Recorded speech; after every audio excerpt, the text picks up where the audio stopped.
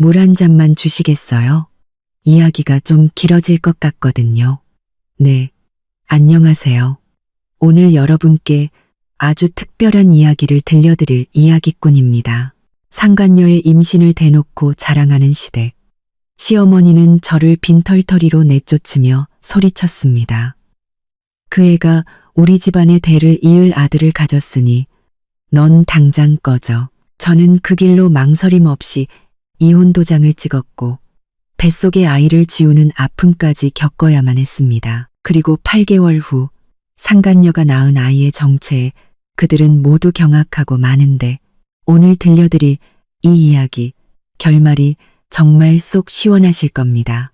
채널 고정해주세요. 세상 모든 일에는 배울 점이 있고 사람 사이의 관계를 겪어봐야 비로소 어른이 된다고 하죠. 안녕하세요. 이야기꾼 채널에 오신 것을 환영합니다. 제 이름은 오준희. 전 남편 서민준과 결혼한 지 5년이 되었습니다. 지난 5년간 저는 서씨 집안의 며느리로서 할 도리는 다 했다고 자부합니다. 아무리 고된 퇴근길이라도 집에 돌아와 저녁을 차려 시어머니 박영미 여사를 모셨죠. 시어머니는 허리가 안 좋다는 핑계로 집안의 모든 바닥 청소와 설거지를 제게 떠넘기셨고 저는 군말 없이 해냈습니다. 심지어 시누이 서민경이 시시때때로 집에 찾아와 제 화장품이나 새 옷을 슬쩍 가져가도 저는 그저 참고 넘겼습니다. 저는 그렇게 참고 살면 언젠가 이 가정이 화목해질 거라고 믿었습니다. 하지만 그건 제 착각이었습니다. 아주 큰 착각이었죠. 그날은 시아버지의 칠순 잔칫날이었습니다. 저희는 시내의 괜찮은 한정식집에 방을 하나 예약했죠. 저는 일부러 일찍 퇴근해서 아버님이 좋아하시는 해산물을 잔뜩 사와 오후 내내 정성껏 음식을 준비했습니다. 그런데 식당에 도착하자마자 분위기가 심상치 않다는 걸 느꼈습니다. 시어머니 박 여사는 얼굴에 홍조를 띠고 입이 귀에 걸릴 듯 웃고 계셨죠. 남편의 칠순을 축하하는 모습이라기보단 마치 복권에 당첨된 사람 같았습니다. 남편 서민주는 제 눈을 피하며 안절부절 못했고 시누이 서민경은 곧 재미있는 구경거리가 생길 거라는 듯한 표정으로 절 쳐다봤습니다. 가슴이 철렁 내려앉았지만 저는 애써 미소를 지으며 준비해온 음식들을 상위에 올렸습니다. 아버님, 칠순 축하드려요. 전부 아버님 좋아하시는 걸로 준비했어요. 시아버지가 입을 열기도 전에 시어머니가 말을 가로챘습니다. 아이고, 준이야. 고생했다. 근데 앞으로는 이런 힘든 일 안 해도 돼. 저는 순간 시어머니가 드디어 제 고생을 알아주시나 싶어. 어머니, 괜찮아요. 당연히 제가 해야죠. 하고 웃어 보였습니다. 그러자 시어머니는 젓가락으로 그릇을 탁탁 치며 목청을 가다듬더니 방안이 울릴 정도로 큰 소리로 말했습니다. 오늘 아버님 칠순을 맞아 온 가족이 모였으니 내가 아주 기쁜 소식 하나를 발표해야겠다. 모두의 시선이 시어머니에게 쏠렸고 남편 서민준의 고개는 더욱더 깊이 숙여졌습니다. 시어머니는 의기양양하게 외쳤습니다. 우리 민준이에게 드디어 대를 이을 자식이 생겼다. 아라가 임신했어. 벌써 3개월이 다 되어가는데 초음파를 보니 아주 늠름한 아들이야. 우리 서씨 집안에 드디어 손주가 생긴다고. 아라, 최아라. 머릿속이 윙하고 울렸습니다. 서민준의 회사에 새로 들어온 인턴이었습니다. 언젠가 남편의 휴대폰에서 우연히 사진을 본 적이 있었죠. 아주 젊고 화려한 아가씨였습니다.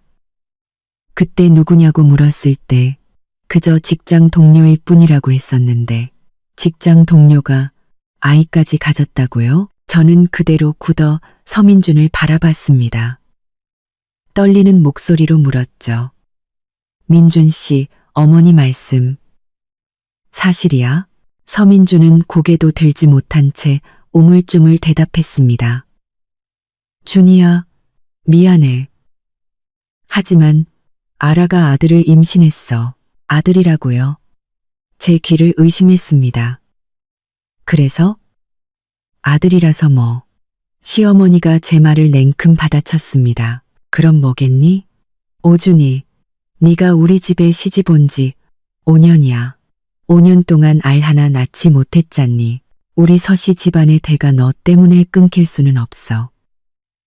민준이는 우리 집안의 귀한 외아들이야. 이제 아라가 아들을 가졌으니 그 애는 우리 집안의 큰 공신이지.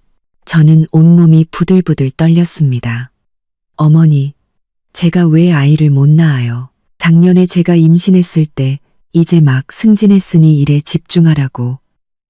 아이는 나중에 가지라고 하시면서 억지로 병원 끌고 가신 분이 누구신데요? 그때 제 뱃속에 있던 아이는 서씨 집안 핏줄 아니었나요? 시어머니는 얼굴을 굳히며 소리쳤습니다. 다 지난 일을 뭐하러 또 꺼내? 그때 내 뱃속에 있던 게 아들인지 딸인지 누가 알아? 그리고 그건 네 몸이 약해서 유산된 거잖아. 누굴 탓해? 지금 중요한 건 아라가 아들을 가졌다는 사실이야. 쓸모없이 자리만 차지하고 있지 말고 어서 비켜줘야지. 저는 눈앞에 있는 이 익숙한 얼굴들이 너무나 낯설게 느껴졌습니다. 시아버지는 고개를 숙인 채 술만 들이켜고 계셨고 시누이는 남의 불행은 나의 행복이라는 듯 낄낄거리고 있었습니다. 그리고 제 남편 서민주는 5년간 한 이불을 덮고 잔 그 남자는 목을 움츠린 거북이처럼 숨어버렸습니다. 제가 아무 말도 못하자 시어머니는 제가 충격으로 정신이 나갔다고 생각했는지 더욱 기세등등해졌습니다. 그녀는 가방에서 서류 한 뭉치를 꺼내 제 앞에 탁 소리 나게 내려놓았습니다. 이혼 서류다. 당장 서명해. 좋은 말로 할 때 빈손으로 나가. 그럼 우리 서씨 집안도 마지막 체면은 지켜주지. 이 집이나 통장에 있는 돈은 한 푼도 탐내지 마. 전부 우리 민준이가 힘들게 번 돈이니까. 이제 그만 꺼져. 아라가 태교에 집중해야 하거든. 그 애는 이제 우리 집안의 보물이라고. 저는 눈앞에 이혼 합의서를 노려보다가 서민준에게 물었습니다. 민준 씨, 이것도 당신 뜻이야? 서민준은 제 눈을 피하며 작은 목소리로 말했습니다. 준이야, 그냥 어머니 말씀대로 해줘. 우리 집이 너한테 정말 미안하다. 그냥 우리를 위해 한 번만 희생해줘. 희생해달라고요? 저는 그 말을 곱씹었습니다. 심장이 칼로 도려내는 듯 아팠습니다. 5년의 헌신, 5년의 청춘이 고작 희생해달라는 가벼운 말. 한마디로 돌아왔습니다. 엄청난 분노와 굴욕감이 지나가자 저는 오히려 기적처럼 차분해졌습니다. 시어머니의 추악한 얼굴과 서민준의 비겁한 모습을 보니 이 집은 끝났다는 확신이 들었습니다. 울고불고 매달려봤자 그들에게 더 큰 경멸만 살 뿐이었습니다. 저는 심호흡을 하고 주머니 속으로 손을 넣어 휴대폰을 더듬었습니다. 그리고 기억을 더듬어 녹음 버튼을 눌렀죠. 고개를 든 저는 시어머니를 보며 최대한 침착한 목소리로 물었습니다. 어머니, 지금 바로 서명하고 아무것도 없이 이 집에서 나가서 최아라와 그 아들에게 자리를 내주라는 말씀이시죠? 시어머니는 제가 굴복했다고 생각했는지 의기양양하게 대답했습니다. 그래, 이제야 주제 파악이 좀 되나 보네. 얼른 서명하고 꺼져. 저는 계속해서 물었습니다. 그럼 우리가 결혼 생활 동안 모은 5천만 원이랑 지금 사는 이 아파트, 저는 하나도 가질 수 없는 건가요? 시어머니는 참을성 없다는 듯이 소리쳤습니다. 당연한 소리라고 있어. 그 돈이랑 집 전부 우리 민준이가 번 돈으로 산 거야. 너랑 무슨 상관인데? 빨리 서명이나 해. 저는 다시 서민준을 보며 물었습니다. 민준 씨, 이게 정말 당신의 마지막 결정이에요? 후회 안 해요? 서민준은 제 시선을 피하며 말했습니다. 준이야, 묻지 말고 그냥 서명해. 알았어요. 저는 합의서를 집어들어 빠르게 훑어봤습니다. 재산 분할 없이 모든 것을 포기한다는 조항이 선명하게 적혀 있었습니다. 이 합의서 꼼꼼히 읽어봐야겠네요. 내일 답을 드릴게요. 시어머니가 무언가 말하려 했지만 저는 기회를 주지 않았습니다. 가방을 챙겨 들고 숨막히는 그 방을 뒤도 돌아보지 않고 나왔습니다. 문이 닫히는 순간 등 뒤로 시어머니의 날카로운 목소리가 들려왔습니다. 지가 뭐라고 튕기기는. 내일 당장 서명하게 만들어. 저는 돌아보지 않았습니다.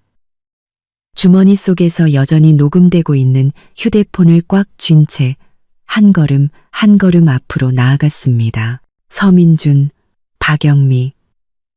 당신들이 먼저 내게 등을 돌렸으니 나를 원망하지 마세요. 이혼 해드리죠. 하지만 쓰레기처럼 버려지지는 않을 겁니다. 내 것은 하나도 빠짐없이 되찾고 당신들이 내게 준 치욕은 100배로 갚아줄 테니 두고 보세요. 그날 밤 저는 그 집이라는 곳으로 돌아가지 않았습니다. 비웃음과 배신으로 가득 찬 그곳에 단 1초도 더 머무르고 싶지 않았습니다. 회사 근처의 깨끗한 비즈니스 호텔에 방을 잡았습니다. 문을 닫자 세상이 고요해졌습니다. 문에 기댄 채 주저앉아 온몸에 힘이 빠져나가는 것 같았습니다. 그제야 뒤늦게 눈물이 터져나왔습니다. 슬퍼서가 아니었습니다. 극한의 분노와 굴욕감 때문이었죠. 오래 울지는 않았습니다. 몇 분 후 저는 화장실로 들어가 차가운 물로 세수를 했습니다. 거울 속에는 눈이 퉁퉁 붓고 창백한 여자가 서 있었습니다. 하지만 그 눈빛에는 차가운 불꽃이 타오르고 있었죠. 오준이, 무너지지 마. 저런 쓰레기들 때문에 우는 건 사치야. 저는 휴대폰에 이어폰을 꽂고 그 방 안에서 녹음했던 파일을 틀었습니다. 시어머니의 날카로운 목소리, 서민준의 비겁한 동조, 신우이의 비웃음, 그리고 제 부드럽지만 유도신문에 가까웠던 질문들이 귓가에 생생하게 울렸습니다. 들으면 들을수록 제 입가에는 차가운 미소가 걸렸습니다. 이 녹음 파일은 그들의 추악한 민낯을 담은 첫 번째 증거였습니다. 하지만 이것만으로는 부족했습니다. 이혼 소송. 특히 저망할 놈들에게서 단순히 벗어나는 게 아니라 내 몫을 제대로 챙기려면 더 확실한 증거가 필요했습니다. 서민준의 외도 증거, 그들의 재산 은닉 증거, 반드시 손에 넣어야 했습니다. 지금은 절대 강한 모습을 보여서는 안 된다는 것을 알았습니다. 그들은 제가 울고불고 매달리며 무너질 거라고 생각하겠죠. 저는 절대 그들의 예상대로 움직이지 않을 겁니다. 제가 순순히 운명을 받아들인 것처럼 마음대로 주무를 수 있는 약한 사람인 것처럼 보여야 했습니다. 그래야 그들이 경계를 풀고 더 많은 허점을 드러낼 테니까요. 다음 날 아침 저는 아무 일 없었다는 듯이 제 시간에 출근했습니다. 심지어 사무실 화장실 거울 앞에서 억지스럽지만 체념한 듯한 미소를 짓는 연습까지 했습니다. 오후에 저는 서민준에게 메시지를 보냈습니다. 제 자신도 놀랄 만큼 침착한 어조였죠. 민준 씨, 이혼 합의서 읽어봤어요. 몇 가지 세부 사항에 대해 직접 이야기하고 싶어요. 저녁에 집에서 얘기하죠. 얘기 끝나면 바로 서명할게요. 메시지를 보낸 지 얼마 되지 않아 서민준에게서 전화가 걸려왔습니다. 그의 목소리는 놀란 기색과 죄책감이 뒤섞여 있었습니다. 준이야, 괜찮아. 어젯밤에 어디 갔었어? 어머니는 원래 성격이 저러시니 너무 마음에 담아두지 마. 속으로는 비웃었지만 저는 지치고 쉰 목소리로 말했습니다. 괜찮고 말고 할게. 뭐 있어. 이왕 이렇게 된 거 빨리 해결하고 싶을 뿐이야. 저녁에 만나서 얘기해. 그날 저녁 저는 익숙하면서도 낯선 그 집으로 돌아갔습니다. 문을 열자마자 기이한 분위기가 느껴졌습니다. 시어머니 박 여사는 소파에 앉아 과자를 먹으며 TV를 보고 있었습니다. 저를 보자마자 곁눈질로 힐끗 쳐다볼 뿐 아무 말도 하지 않았습니다. 이제야 정신 차렸군 하는 표정이었습니다. 서민주는 그 옆에서 안절부절 못하고 있었죠.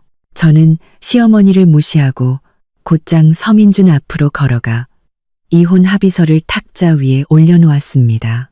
그리고 단도직입적으로 말했죠. 민준 씨, 이혼에 동의해요. 그 말을 들은 시어머니는 즉시 환하게 웃으며 과자를 내려놓고 말했습니다. 그래야지. 진작 그랬으면 얼마나 좋아. 빨리 서명해. 저는 그녀를 쳐다보지도 않고 서민준에게 말을 이었습니다. 하지만 빈손으로는 못 나가요. 이 아파트는 결혼 후에 산 거지만 집 살 때 저희 집에서 보증금으로 2천만 원을 보탰어요. 이체 기록도 다 있고요. 그리고 우리가 모은 5천만 원은 둘이 같이 모은 돈이니 절반은 제 몫이에요. 게다가 당신의 외도로 이 결혼이 파탄났으니 당신은 유책 배우자로서 제게 위자료를 지급해야 해요. 제 목소리는 마치 남의 일을 얘기하듯 차분했습니다. 하지만 그 말을 들은 시어머니는 길길이 날뛰기 시작했습니다. 소파에서 벌떡 일어나 제 코앞까지 다가와 소리쳤죠. 오준이, 너 양심도 없니? 돈을 달라고? 애도 못 낳는 주제에 무슨 염치로. 네가 보탰다는 2천만 원은 진작에 생활비로 다 썼어. 저축은 우리 민준이가 번 돈이지 너랑 무슨 상관이야. 위자료? 우리 서씨 집안에 끼친 손해를 배상하라고 하지 않는 것만도 다행인 줄 알아. 아우, 저는 그녀가 욕을 하도록 내버려둔 채 몰래 휴대폰 녹음 기능을 켜서 위솥 주머니에 넣었습니다. 그리고 서민준을 보며 물었죠. 민준 씨도 그렇게 생각해요. 지난 5년간 내가 이 집을 위해 희생하고 당신 어머니 모시고 당신 동생까지 챙긴 건 전부 무가치한 일이었어요. 서민주는 제 시선에 고개를 숙이며 우물쭈물 말했습니다. 준이야, 네가 고생한 건 알아. 하지만 아라가 임신했잖아. 돈 들어갈 곳이 많아. 앞으로 태어날 아이 생각도 해야 하고 어머니 말씀도 일리가 있어. 시어머니가 다시 말을 가로챘습니다. 일리 있는 정도가 아니지. 오준이, 똑똑히 들어. 돈은 한 푼도 없어. 목숨은 하나 내놓을 수 있지만 당장 서명하고 꺼져. 우리가 강제로 끌어내기 전에 말이야. 민준아, 펜 갖다 줘. 저는 그 모자의 모습을 보며 마음을 완전히 접었습니다. 그들에게 상식적인 대화는 통하지 않는다는 것을 깨달았죠. 저는 전략을 바꿨습니다. 겁먹은 척. 목소리의 울음과 나약함을 섞어 말했습니다. 어머니, 민준 씨, 제발 이러지 마세요. 서명 안 하겠다는 게 아니에요. 그냥 마음이 너무 아파서 그래요. 그래도 5년이나 부부였잖아요. 저는 코를 훌쩍이며 가련한 목소리로 말을 이었습니다. 민준 씨, 이혼하더라도 좋게 헤어지면 안 될까요? 5년이나 같이 산 정을 생각해서라도 생활비는 조금 챙겨줘야 하는 거 아니에요? 이혼하면 저는 당장 살 곳도 없는데 집 구할 돈이라도 있어야죠. 그냥 빌려준다고 생각하고 주면 안 돼요? 제가 이렇게 꼬리를 내리자 시어머니는 제가 드디어 현실을 깨달았다고 생각했는지 기분이 좋아 보였습니다. 태도가 조금 누그러졌지만 여전히 가시 돋친 말투였죠. 진작 그렇게 얌전히 굴었으면 좋잖아. 울긴 왜 울어? 좋아, 민준아. 제가 불쌍하니 저축한 돈에서 200만 원만 줘서 보내. 거지한테 적선한다 생각하지 뭐. 빨리 서명하게 해. 나. 서민주는 200만 원은 너무 적다고 생각했는지 망설이며 말했습니다. 어머니, 200은 너무 적잖아요. 그래도 준이가 새 출발하려면 500만 원은 줘야 하지 않을까요? 시어머니는 즉시 눈을 부라렸습니다. 500만 원, 너 미쳤니? 그 돈은 내 손주 분유값이야. 쟤한테 500만 원을 왜 줘? 제가 그럴 자격이 있어? 딱 300만 원, 그 이상은 한 푼도 안 돼. 저는 이 기회를 놓치지 않고 울먹이는 목소리로 끼어들었습니다. 300만 원으로 어떻게 살아요? 요즘 집 구하려면 보증금만 해도 얼마인데요. 민준 씨, 당신 얼마 전에 프로젝트 보너스로 2천만 원 받았다면서요. 그 돈에서 조금만 나눠주면 안 돼요? 제발요. 저는 일부러 그 보너스 얘기를 꺼냈습니다. 그 돈은 혼인 기간 중에 번 재산이었습니다. 하지만 전에 서민준이 그 돈을 어머니 명의로 옮길 거라고 슬쩍 얘기했던 것이 기억났기 때문이죠. 아니나 다를까. 시어머니는 그 말을 듣자마자 발끈하며 소리쳤습니다. 어림없는 소리. 그 2천만 원은 진작에 내 통장으로 옮겼어. 그건 내 손주를 위해 쓸 돈이야. 너랑은 한 푼도 상관없어. 민준아, 빨리 서명이나 하라고 해. 쓸데없는 소리 그만하고. 서민준도 서둘러 말했습니다. 준이야, 그 돈은 어머니가 이미 가져가셨어. 넌 신경 쓰지 마. 대신 내가 개인적으로 50만 원 더 줄게. 총 350만 원으로 하자. 얼른 서명하고 좋게 끝내자. 저는 고개를 숙여 눈 속에 차가운 빛을 감췄습니다. 됐어. 녹음 파일에는 그들이 혼인 재산 2천만 원을 빼돌린 사실, 서민준이 외도하여 상간녀를 임신시킨 사실, 그리고 시어머니가 나를 인격적으로 모독하며 재산 분할 없이 이혼을 강요한 사실이 모두 선명하게 기록되었습니다. 저는 눈물 젖은 얼굴을 들고 체념한 듯한 표정으로 말했습니다. 알았어요. 서명할게요. 하면 되잖아요.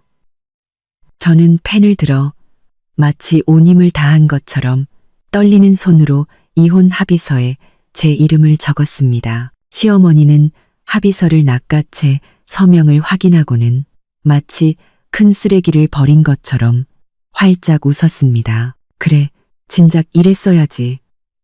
자, 오준이. 이제부터 넌 우리 서씨 집안 사람이 아니야.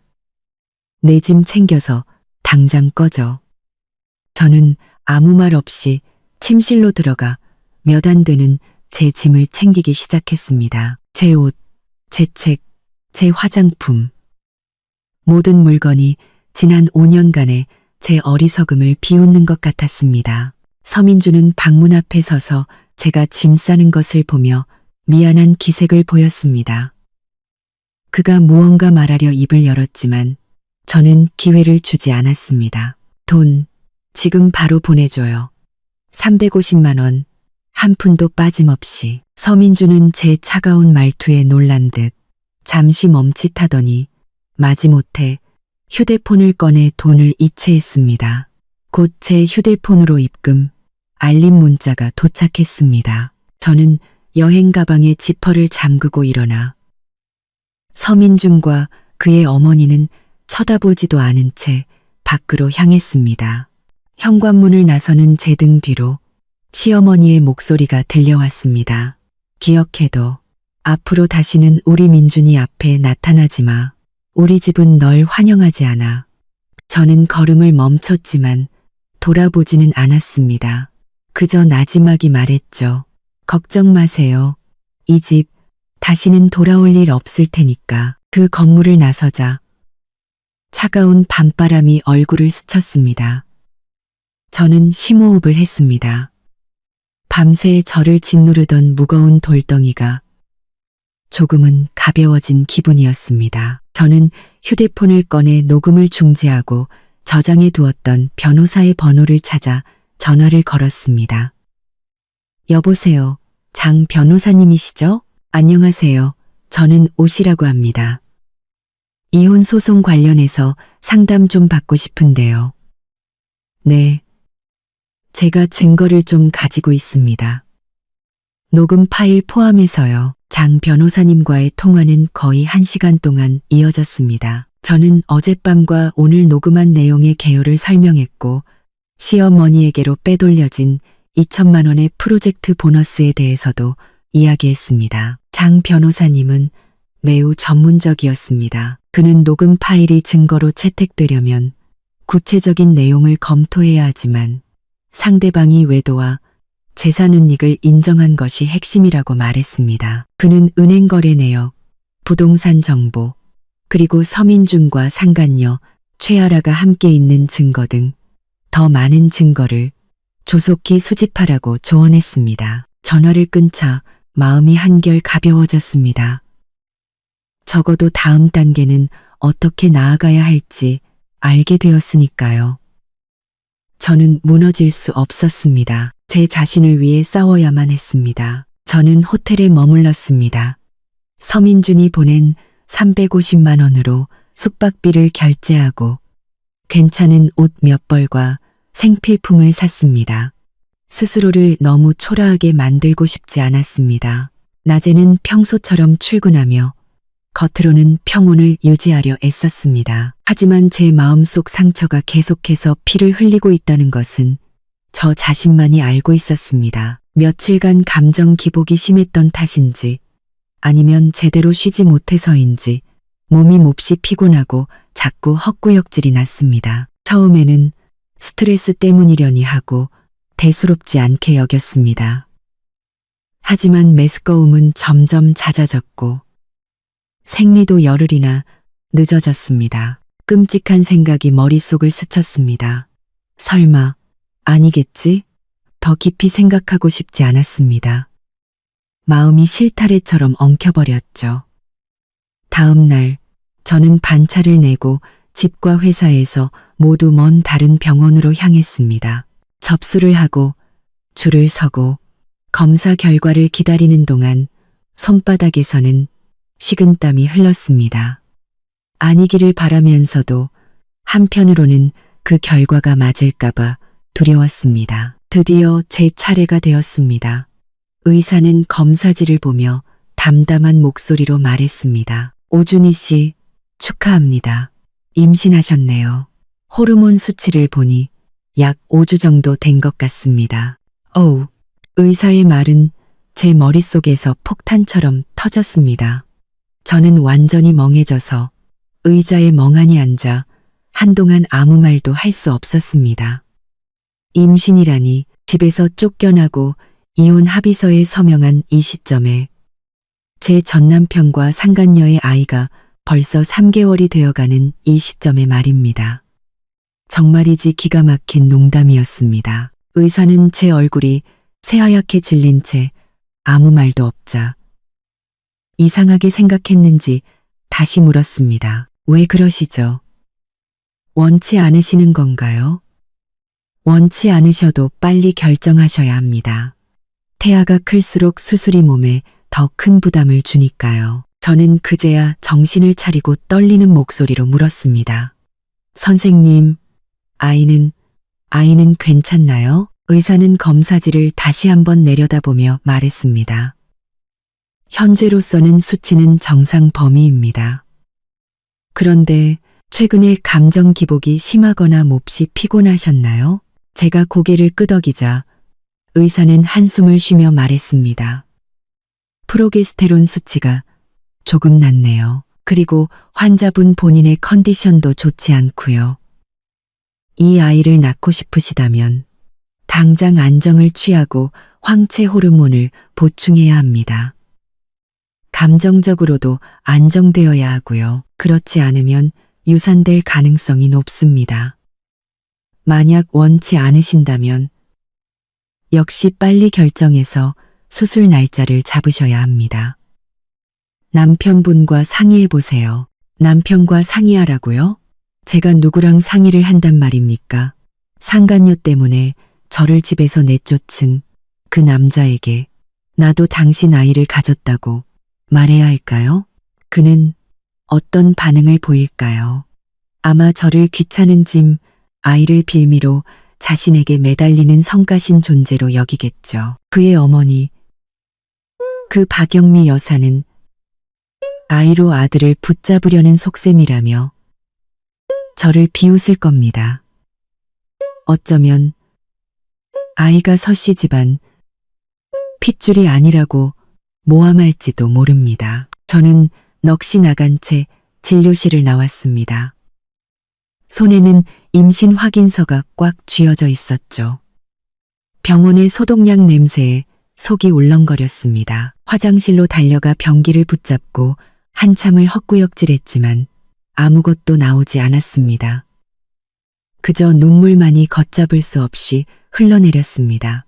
어떻게 해야 할까요? 이 아이를 낳아야 할까요? 이제 막 이혼한 혼자의 몸으로 안정적이지도 않은 직장을 다니며 어떻게 아이를 키울 수 있을까요? 레기떠 탐부로 다니며 아이가 태어나자마자 아빠 없는 아이로 불완전한 가정에서 자라게 해야 할까요?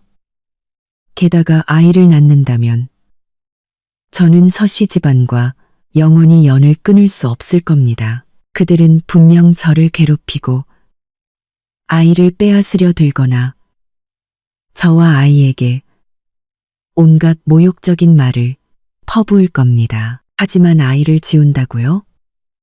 이 아이 역시 작은 생명입니다.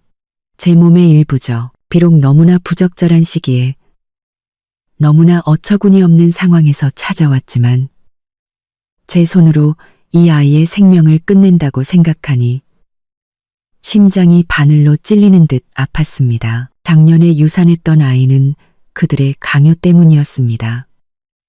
그때의 무력감과 심장의 통증은 아직도 생생합니다. 그때의 무력감과 심장의 통증은 그런데 지금 제가 또다시 제 아이를 포기해야 하는 걸까요? 저는 병원의 차가운 복도 의자에 앉아 머릿속에서 두 개의 목소리가 치열하게 싸우는 것을 들었습니다. 한 목소리는 말했습니다. 아이를 낳아. 이건 하늘이 내게 준 위로이자 너의 유일한 혈육이야. 다른 목소리는 말했습니다. 오준이, 정신 차려. 내 자신도 건사하기 힘든데 아이까지 책임질 수 있겠어? 서씨 집안 같은 사람들이 내가 임신한 걸 알면 가만히 둘 것 같아? 내 아이가 그런 복잡한 증오 속에서 살게 하고 싶어? 저는 아직 평평한 아랫배를 만졌습니다. 아무 느낌도 없었지만 그곳에서 작은 생명이 자라고 있다는 것을 알았습니다. 하지만 그 아이의 존재는 기쁨이 아니라 더 깊은 절망과 어려운 선택을 가져왔습니다. 저는 식탁에서 아라가 아들을 가졌다며 의기양양해하던 서민준의 얼굴을 떠올렸습니다. 저를 빈털터리로 내쫓던 시어머니의 악랄한 표정을 떠올렸습니다. 털을 설을 그르정성을 떠올렸습니다. 저를 비웃던 신우이의 눈빛을 떠올렸습니다. 증오가 제 마음속에서 잡초처럼 자라났습니다. 만약 제가 이 아이를 낳는다면 어떻게 될까요? 아마 서씨 집안은 이 아이 때문에 조금은 죄책감을 느낄까요? 아니요. 그럴 리 없습니다. 그들은 제가 아이를 이용해 자신들을 협박한다고 생각할 겁니다. 어쩌면 아이를 빼앗으려 들지도 모릅니다. 특히 최아라가 딸을 낳고 제가 아들을 낳는다면 말이죠. 남아선호 사상이 뼛속까지 밝힌 박영미 여사가 태도를 바꿀까요? 하지만 그 생각은 스쳐 지나갈 뿐이었습니다.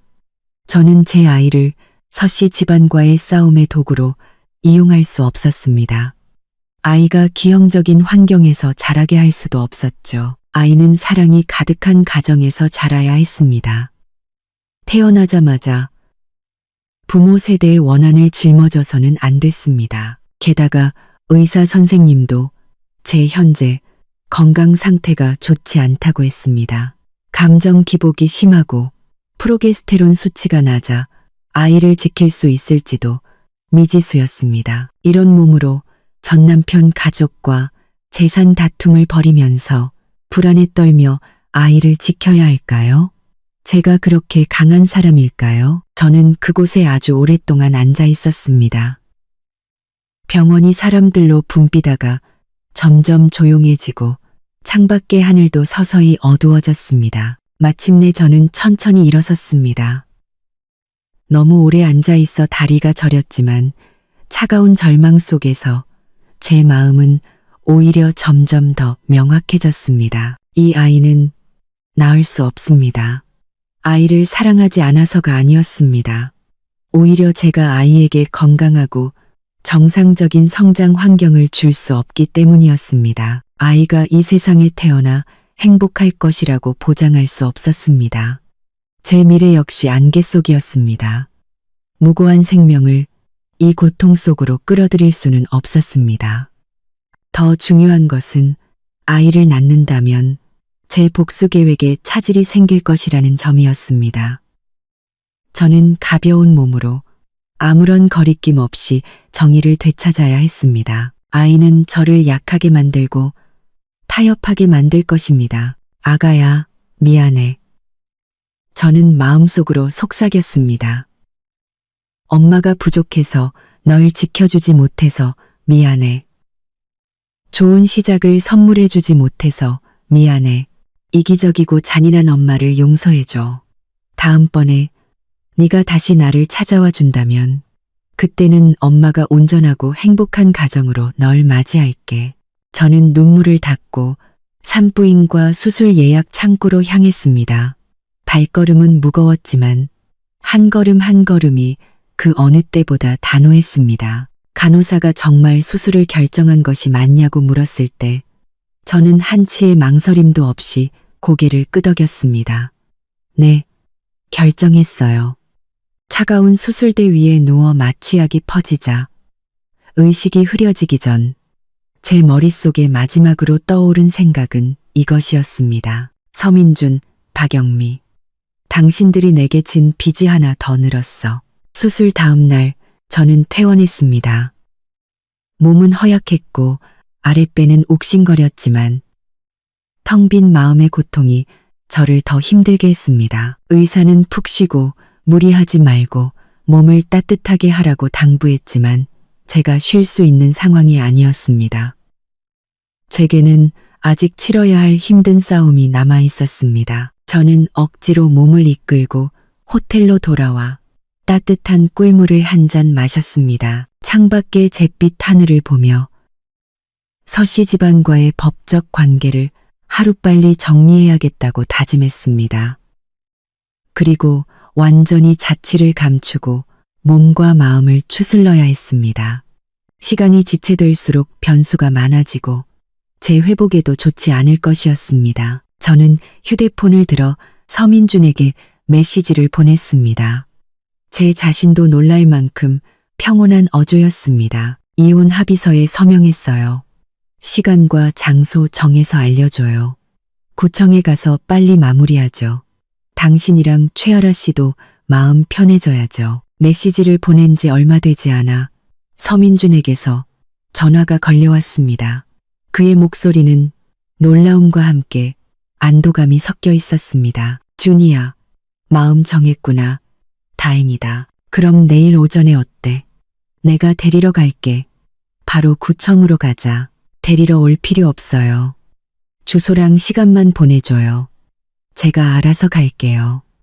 저는 더 이상 그의 차를 타고 싶지도 그와 불필요한 접촉을 하고 싶지도 않았습니다. 다음 날 오전 저는 일부러 검은색 옷을 입었습니다.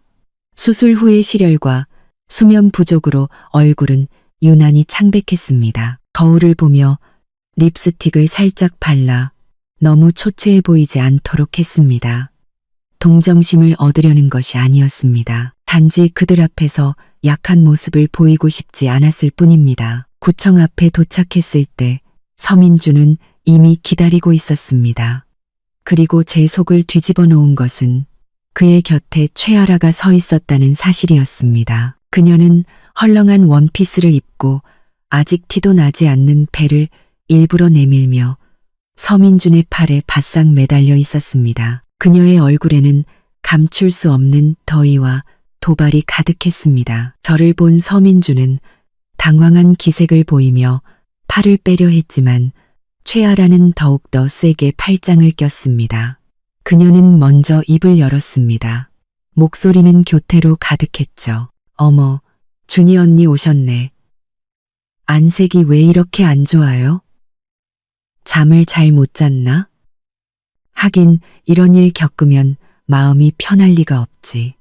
그녀의 말 한마디 한마디는 자신의 승리를 과시하는 것이었습니다. 저는 그녀를 차갑게 쏘아보고는 아무 대꾸 없이 서민준에게 말했습니다. 들어가요. 빨리 끝내고 싶으니까. 서민준은 서둘러 고개를 끄덕였습니다. 그래, 들어가자. 이혼 절차는 빠르게 진행되었습니다. 담당 직원이 형식적인 질문 몇 가지를 던졌고 서민준은 성격 차이라고 얼버무렸습니다. 직원이 합의서에 적힌 재산분할 포기 조항을 보고는 의아하다는 듯 저를 쳐다보며 제 의사를 다시 확인했습니다. 저는 무표정하게 고개를 끄덕였습니다.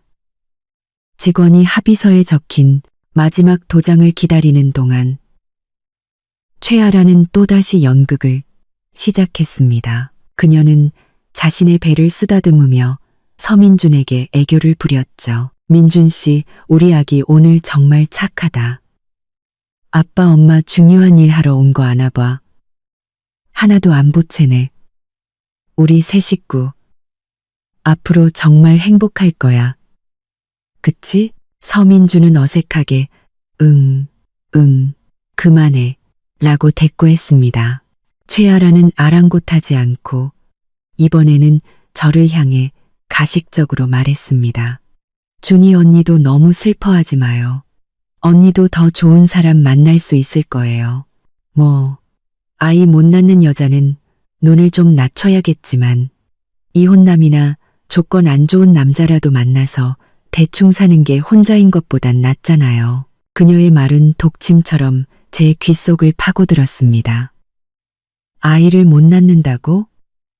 저는 무의식적으로 아직도 인인조통하는 아랫배를 감쌌습니다. 날카로운 통증과 거대한 모멸감에 저는 거의 서 있기조차 힘들었습니다. 저는 획 고개를 돌려 최아라를 쏘아봤습니다.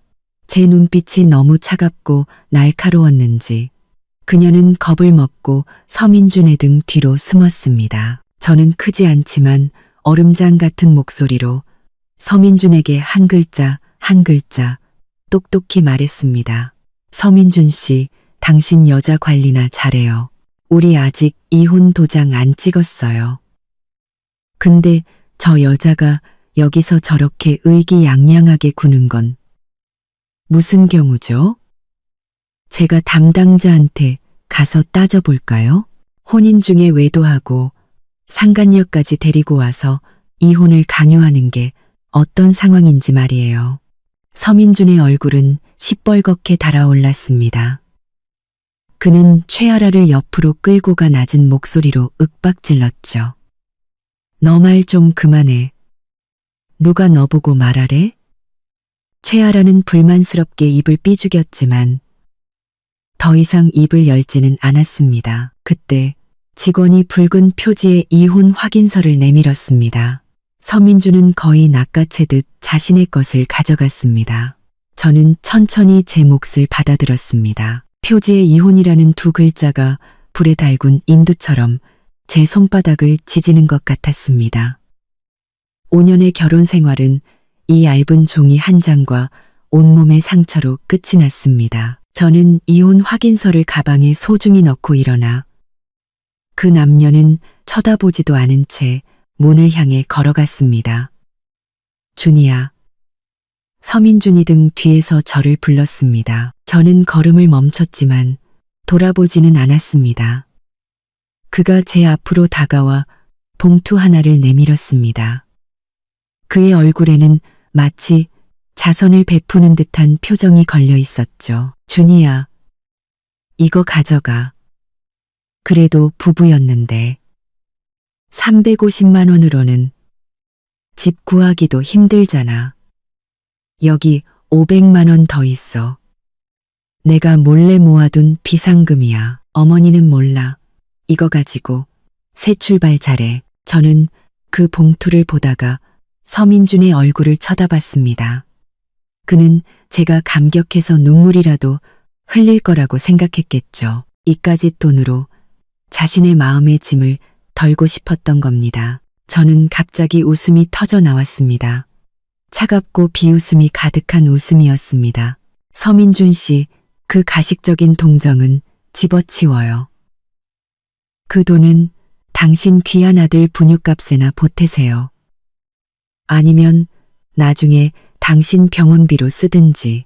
저는 일부러 아들이라는 단어에 힘을 주며 최아라의 배를 힐끗 쳐다봤습니다. 최아라는 제 시선에 불편한 기색을 보였고 서민주는 봉투를 든 채 공중에서 손이 굳어버렸습니다. 저는 말을 이었습니다. 이제부터 우리는 각자 갈 길 가는 거예요. 당신 내서씨 집안 문턱. 저는 다시는 밟을 일 없을 테니 당신들도 제발 제 눈앞에 나타나지 마세요. 그 말을 끝으로 저는 꼿꼿이 허리를 펴고 구청문을 나섰습니다. 햇살이 눈부셨습니다. 등 뒤에서 최아라의 앙칼진 목소리가 들려왔습니다. 민준 씨, 저 여자 태도 좀 봐. 호의를 베풀어도 저 모양이네. 우리 그냥 가자. 서민준이 무어라 대답했는지는 들리지 않았습니다. 이제는 궁금하지도 않았죠. 택시에 올라타 호텔 주소를 말했습니다. 차가 움직이자 창밖의 풍경이 뒤로 물러났습니다. 저는 눈을 감고 깊게 숨을 들이마셨다가 천천히 내쉬었습니다. 서민준과의 관계도 아직 태어나지 않은 아이와의 인연도 모두 끝났습니다. 마음이 도련해진 듯 아팠지만 이상하게도 전례 없는 해방감이 느껴졌습니다. 모든 짐을 내려놓고 모든 족쇄를 끊어냈습니다. 이제부터 오준이는 오직 나 자신을 위해 살 겁니다. 저는 휴대폰을 꺼내 서민준과 그의 가족들의 모든 연락처를 삭제했습니다. 그리고 장 변호사님에게 전화를 걸었습니다. 변호사님, 안녕하세요. 오준희입니다. 이혼 절차는 마무리되었습니다. 이제 재산분할과 손해배상 청구 소송 본격적으로 준비 시작하죠. 구청을 나온 저는 호텔로 바로 돌아가지 않았습니다. 그곳은 임시 피난처일 뿐 오래 머물 곳이 아니었죠. 저는 택시기사에게 도시 반대편의 낡은 동네로 가달라고 했습니다. 그곳은 월세가 비교적 저렴하고 유동인구가 많아 이웃 간의 교류가 적었습니다. 그곳은 지금 제게는 딱 맞는 환경이었죠. 저는 중개인을 통해 금방 원룸 하나를 계약했습니다. 집은 낡고 가구도 단출했지만 깨끗하고 햇볕이 잘 들었습니다. 저는 서민준에게 받은 350만 원으로 보증금과 석 달치 월세를 내고 생활에 필요한 물품들을 샀습니다. 순식간에 줄어든 통장 잔고를 보며 가만히 앉아있을 수만은 없다는 것을 깨달았습니다. 저는 빨리 돈을 벌 방법을 찾아야 했습니다. 하지만 당장 취직을 서두르지는 않았습니다. 수술한 지 얼마 되지 않아 몸을 회복할 시간이 필요했고 힘든 일은 감당할 수 없었습니다. 또한 서민준 가족이 저를 쉽게 찾게 하고 싶지도 않았습니다. 저는 예전에 쓰던 먼 친척의 명의로 새 유심칩을 개통하고 기존의 SNS 계정들을 모두 탈퇴하며 그들이 저를 추적할 수 있는 모든 단서를 끊었습니다. 새로운 거처의 자리를 잡은 후 저는 이틀 내내 잠만 잤습니다. 아무 생각도 하지 않고 그저 잠만 잤습니다. 깨면 간단히 무언가를 먹고 다시 잠들었습니다. 마치 지난 5년간 못 잤던 잠과 겪었던 억울함을 잠으로 모두 보상받으려는 듯 했습니다. 낯선 천장을 보며 눈을 떴을 때 마음 한구석이 텅 빈 것 같았지만 심장을 찢을 듯한 고통은 조금씩 무뎌졌습니다. 몸이 조금 나아지자 저는 생계를 꾸릴 방법을 고민하기 시작했습니다.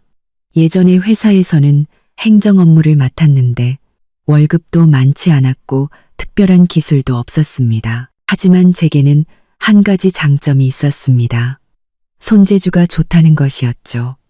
저는 손으로 무언가 만드는 것을 좋아하고 잘했습니다. 결혼 전에는 뜨개질이나 액세서리 만들기를 즐겨 했고 친구들에게 선물하면 다들 예쁘다고 칭찬해주곤 했습니다. 이걸로 시작해볼까? 비용도 적게 들고 시간도 자유롭게 쓸 수 있어 지금 제 상황에 안성맞춤이었습니다. 생각이 서자마자 저는 행동으로 옮겼습니다.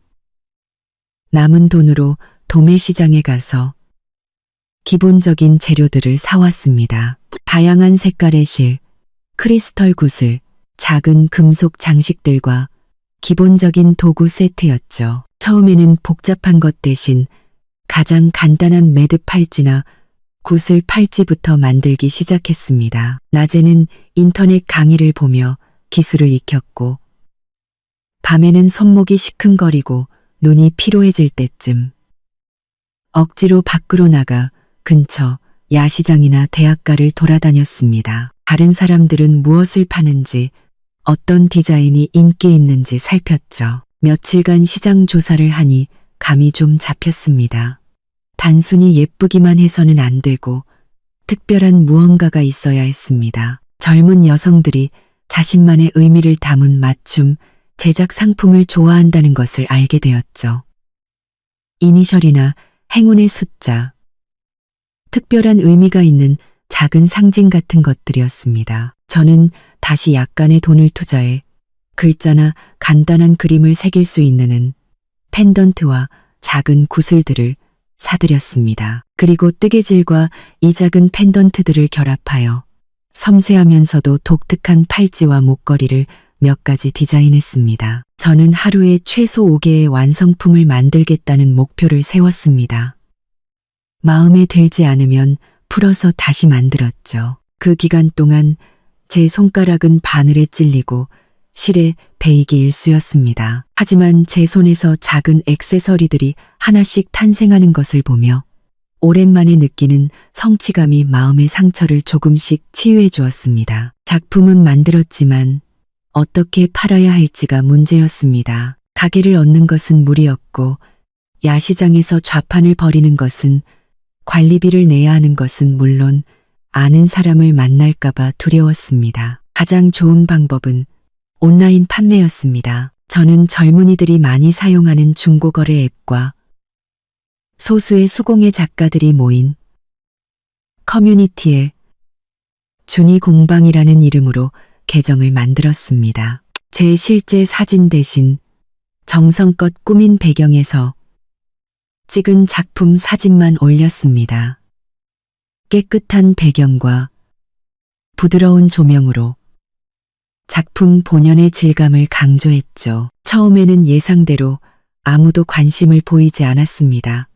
하지만 저는 실망하지 않았습니다.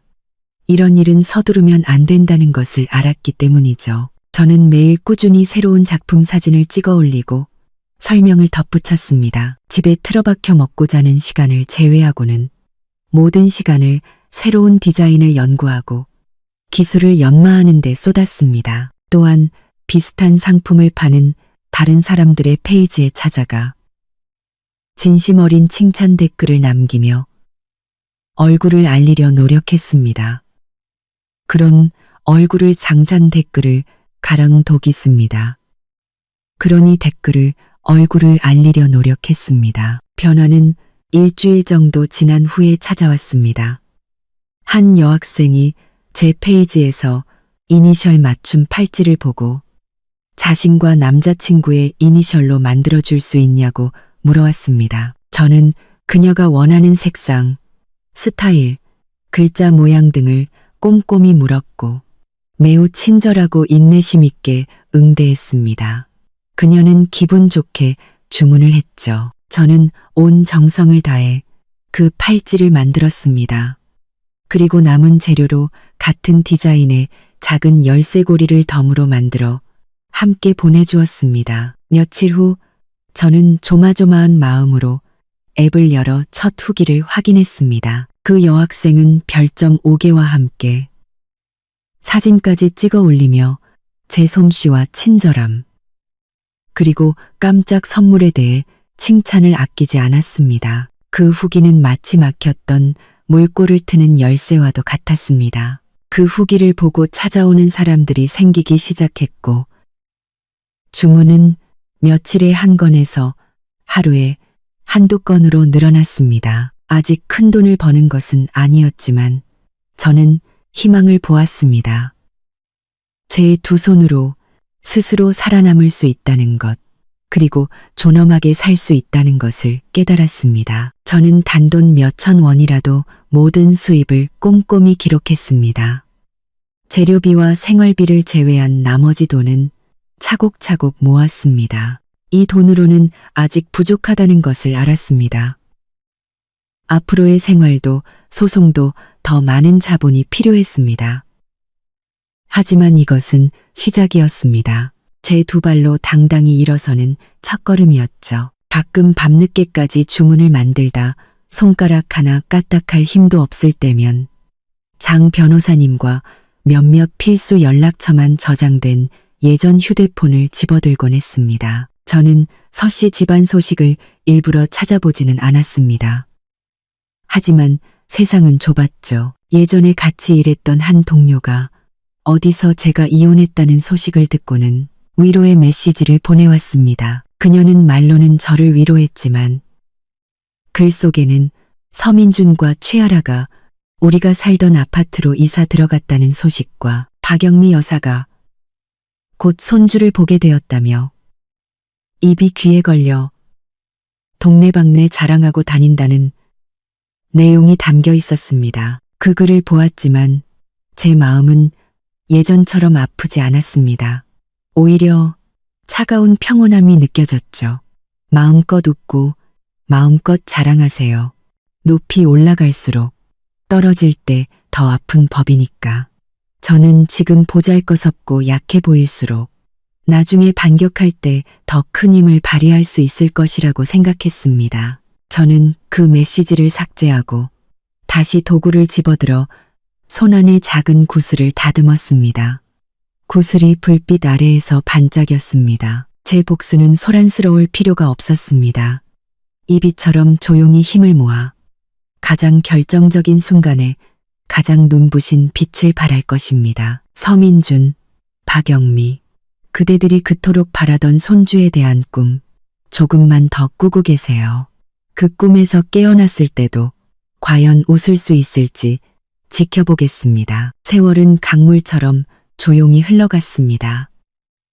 준이 공방은 조금씩 자리를 잡아가고 있었죠. 큰 부자가 되지는 못했지만 혼자 생활하고 약간의 저축까지 할 수 있게 되어 저는 만족했습니다. 저는 거의 모든 시간과 에너지를 일에 쏟아부었습니다. 낮에는 새로운 디자인을 구상하고 제품을 만들었으며 밤에는 주문을 처리하고 포장하여 발송했습니다. 바쁘게 움직이다 보니 몸은 피곤했지만 마음의 공허함은 조금씩 채워졌습니다. 저는 일부러 서씨 집안의 골치 아픈 일들을 생각하지 않으려 했습니다. 썩은 나무 토막을 물밑으로 꾹 눌러 다시 떠올라 저를 괴롭히지 못하게 하는 것처럼 말이죠. 저는 지금 제게 필요한 것은 시간과 인내, 그리고 힘을 비축하며 때를 기다리는 것임을 알았습니다. 하지만 어떤 소식들은 마치 발이 달린 바람처럼 스스로 제 귀에 들어오곤 했습니다. 어느 날 오후 제가 고객이 주문한 팔찌의 마무리를 하고 있을 때 전화가 울렸습니다. 모르는 번호였지만 제가 사는 지역 번호였습니다. 저는 잠시 망설이다 전화를 받았습니다. 여보세요? 준희 씨 맞아요? 전화기 너머에서 익숙하면서도 조심스러운 여성의 목소리가 들려왔습니다. 저는 가슴이 철렁 내려앉아 전화를 끊으려 했습니다. 하지만 상대방이 다급하게 말했죠. 준희 씨, 끊지 마요. 나 김 선배예요. 예전에 같은 사무실에서 바로 맞은편 자리에 앉았던 김 선배. 김 선배. 생각해보니 그런 분이 있었습니다.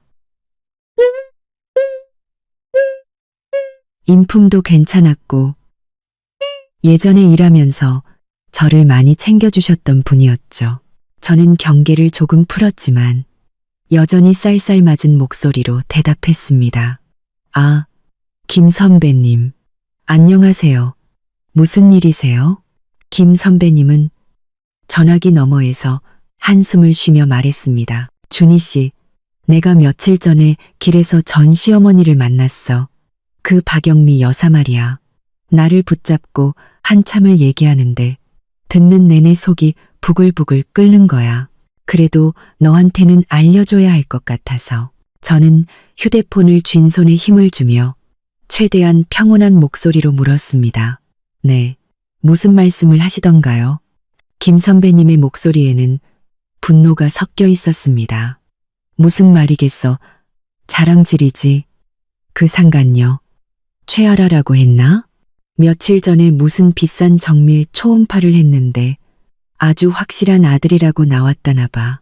아주 신이 나서 동네방네 떠들고 다니더라. 자기네 서씨 집안이 덕을 쌓아서 드디어 대를 이을 손주를 봤다면서. 그리고 또 김 선배님은 잠시 말을 멈췄습니다. 그리고 또 뭐라고 하시던데요? 저는 이미 짐작이 갔지만 재차 물었습니다. 그리고 알도 못 낳는 암탉 같던 너를 진작에 쫓아내길 잘했다는 거야. 안 그랬으면 자리만 차지하고 앉아서 자기네 집안대를 끊을 뻔했다면서. 말이 너무 심하잖아. 정말 한 대 치고 싶었는데 너한테 피해갈까봐 그냥 대충 대답해주고 와버렸어. 김 선배님은 마치 자기 일처럼 분개했습니다. 저는 그 말을 들었지만 얼굴에는 아무런 표정 변화가 없었습니다. 오히려 입가에 희미한 냉소가 걸렸죠. 역시 그렇군. 박영미 여사의 속내는 제가 가장 잘 알았습니다. 아들이라니 정말 경사났네요. 저는 그녀가 지금 얼마나 의기양양하고 기세등등할지 눈에 선했습니다. 준희 씨, 너 너무 마음에 담아두지 마. 김 선배님은 제가 아무 말이 없자 저를 위로하기 시작했습니다. 그런 사람들 때문에 속상해할 필요 없어. 너 지금은 잘 지내? 네, 저는 잘 지내요. 선배님, 알려주셔서 감사해요. 정말 괜찮아요. 그 사람들은 그 사람들 인생 사는 거고 저는 제 인생 사는 거죠. 이미 아무 상관없는 사이니까요. 아우, 김 선배님은 몇 마디 위로의 말을 더 건네고는 전화를 끊었습니다. 저는 휴대폰을 내려놓고 고객의 이니셜이 새겨진 작은 응구스를 다시 다듬기 시작했습니다. 사포가 금속에 스치며 내는 미세한 소리가 방 안에 울렸습니다. 제 손은 조금도 떨리지 않았습니다. 화가 나기보다는 차가운 조소와 기대감이 더 컸습니다. 아들이라니. 참 잘 됐네요. 박영미 여사, 지금 그렇게 행복해 하시니 나중에 올 일이 생겨도 너무 서러워 마세요. 아직 태어나지도 않은 아이에게 모든 희망을 걸다니, 그것도 최아라 같은 여자가 낳을 아이에게 말이죠. 너무 위험한 도박 아닌가요? 제가 그 아이를 저주하는 것은 아니었습니다. 아이는 죄가 없죠. 저는 단지 서민중과 최아라라는 사람을 너무나 잘 알 뿐이었습니다. 우유부단하고 주관 없는 서민중과 허영심 많고 경박한 최아라, 그런 두 사람이 극단적인 남아 선호 사상을 가진 박영미 여사의 압박 아래에서 과연 어떤 아이를 길러낼 수 있을까요? 아니, 그 이전에 그 아이가 정말 그들의 바람대로 건강하게 태어날 수 있을까요? 물론 이런 생각은 마음속으로만 했습니다. 지금 제가 해야 할 일은 부질없는 분노가 아니라 계속해서 힘을 키우는 것이었습니다. 저는 잘 다듬어진 은구슬을 붉은 실에 꿰었습니다. 섬세하고 아름다운 의미를 담은 팔찌가 완성되었죠. 저는 그것을 촬영용 배경 천위에 올려놓고 조명을 조절하여 정성껏 사진을 찍었습니다. 그리고 준이 공방 계정에 사진을 올리고 글을 썼습니다. 평안과 기쁨을 담은 맞춤 팔찌. 당신의 곁에 항상 행운이 함께하기를. 곧 단골 고객들의 좋아요와 댓글이 달렸고 맞춤 제작에 대한 문의도 들어왔습니다. 저는 온화하고 친절한 태도로 하나하나 정성껏 답변했습니다. 점점 늘어나는 긍정적인 후기와 팔로워 수를 보며 제 마음은 조금씩 안정을 찾아갔습니다. 이것이야말로 온전히 제 것, 제 두 손과 머리로 당당하게 벌어들인 것이었습니다. 서씨 집안의 그 헛된 손주에 대한 꿈보다 훨씬 더 믿음직스러웠죠. 저녁에는 라면에 계란 하나를 풀어 저녁을 먹었습니다. 식사를 하며 휴대폰으로 신생아, 특히 남자아이에게 나타날 수 있는 유전 질환에 대한 정보를 검색했습니다. 제가 의사는 아니었지만 임신 중 검사에서 놓칠 수 있는 몇 가지 일반적인 사례들을 눈에 익혀두었습니다. 이런 행동이 조금 비열하게 느껴질 수도 있겠지만 복수란 때로는 약간의 운과 상대방의 실수가 필요한 법입니다. 박영미 여사네가 아들이라는 간판을 더 높이 내걸수록 나중에 그 간판에 문제가 생겼을 때 더 처참하게 무너질 테니까요. 물론 여기에만 모든 희망을 걸 수는 없었습니다. 저는 제 기술을 연마하고 사업을 키우는데 더 집중해야 했습니다. 장 변호사님과도 계속 연락을 주고받았습니다. 변호사님은 빼돌려진 2천만 원에 대한 증거를 수집 중이며 때가 되면 소송을 제기할 것이라고 말했습니다. 모든 것이 계획대로 진행되고 있었습니다. 저는 마치 거미줄을 치는 거미처럼 구석에서 조용히 그물을 짜며 먹잇감이 스스로 걸려들기를 기다렸습니다. 서씨 집안은 아들을 얻는다는 기쁨에 취해 저 같은 패배자는 이미 까맣게 잊었겠죠. 그 편이 더 좋았습니다. 마음껏 즐기세요. 저는 휴대폰 창을 닫고 그릇을 깨끗이 씻었습니다. 창밖은 화려한 불빛으로 물들어가고 있었습니다. 세상은 여전히 시끄러웠지만 제 작은 방 안은 고요했습니다. 제 고른 숨소리와 마음속에서 조용히 타오르는 복수의 불꽃 소리만이 들릴 뿐이었습니다. 김 선배님과의 통화 이후 저는 오히려 마음이 더 단단해졌습니다. 적의 동태를 파악한 것은 아무것도 모르는 것보다 훨씬 나았으니까요. 그들이 행복에 겨워할수록 저는 더 침착해야 했습니다. 저는 모든 에너지를 준이 공방에 쏟아부었습니다. 어쩌면 전화위복이었을까요? 제 작은 사업은 정말로 조금씩 성장하기 시작했습니다. 예전의 긍정적인 후기 덕분에 방문객이 늘었고 제 작품에 담긴 정성과 좋은 재료 덕분에 단골 고객도 생겼습니다. 주문은 점점 늘어나 거의 매일 일이 끊이지 않았습니다. 아직은 힘겹게 버는 돈이었지만 제 힘으로 번 돈이 통장에 조금씩 쌓이는 것을 보며 예전의 서씨 집안에서 종처럼 일할 때는 결코 느껴보지 못했던 뿌듯함을 느꼈습니다. 저는 더 이상 간단한 매듭 팔찌나 구슬 팔찌에 만족하지 않았습니다. 더 복잡한 디자인을 시도하고 다양한 매듭 기법을 연구하며 여러 재료를 조합했습니다. 진주의 온화함, 크리스털의 투명함, 천연석의 독특한 무늬 등을 제 작품에 녹여내려 노력했죠. 헌책방에 가서 전통 장신구나 민속 공예에 관한 책을 사서 영감을 얻기도 했습니다. 어느 날 제가 임대한 작은 원룸 거실에 차린 작업실에서 고객이 주문한 귀걸이를 만들고 있을 때 초인종이 울렸습니다. 저는 가슴이 철렁 내려앉아 경계하며 물었습니다. 누구세요? 문 밖에서 온화한 여성의 목소리가 들려왔습니다. 안녕하세요. 준이 공방 맞나요? 제가 아이디어스에서 올리신 작품을 보고 너무 마음에 들어서요.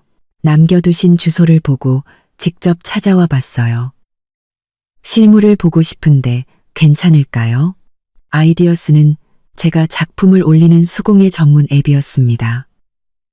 제가 대략적인 동네 이름만 남겨두었는데 정말로 찾아올 줄은 몰랐습니다. 저는 잠시 망설이다가 문에 달린 작은 구멍으로 밖을 내다봤습니다. 40대 초반으로 보이는 옷차림이 단정하고 기품 있는 여성이 미소를 띤 채 서 있었습니다. 나쁜 사람 같지는 않았죠.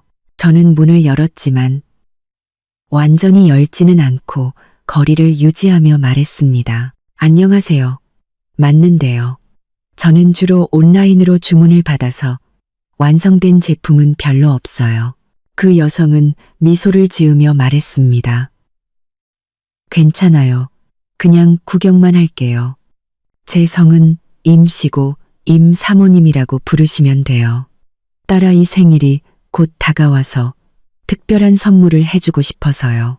인터넷에서 올리신 은하수 팔찌 시리즈 사진이 너무 예쁘더라고요. 실물을 보고 사이즈도 재서 맞춤 제작하고 싶어서요. 그녀의 말은 진심이었고 딸의 생일 선물을 사러 온 것이었기에 저는 거절할 이유가 없었습니다. 저는 몸을 비켜 그녀를 안으로 들였습니다. 임 사모님, 들어오세요. 집이 좀 어수선한데 이해해 주세요. 임 사모님은 호기심 어린 눈으로 제 작업대를 둘러봤습니다. 어두운 색의 벨벳 천위에는 각종 도구와 재료, 그리고 반제품들이 흩어져 있었습니다. 물건은 많았지만 나름대로 정리가 잘 되어 있었죠. 그녀는 제가 막 완성한 귀걸이 한 쌍을 집어들고 자세히 보더니 고개를 끄덕이며 말했습니다. 솜씨가 정말 좋으시네요. 마무리가 아주 깔끔해요. 이것들 전부 직접 디자인하신 건가요? 반보리가 아주 깔끔해요. 제가 고개를 끄덕이자 그녀는 재능이 있으시네요. 라고 칭찬했습니다.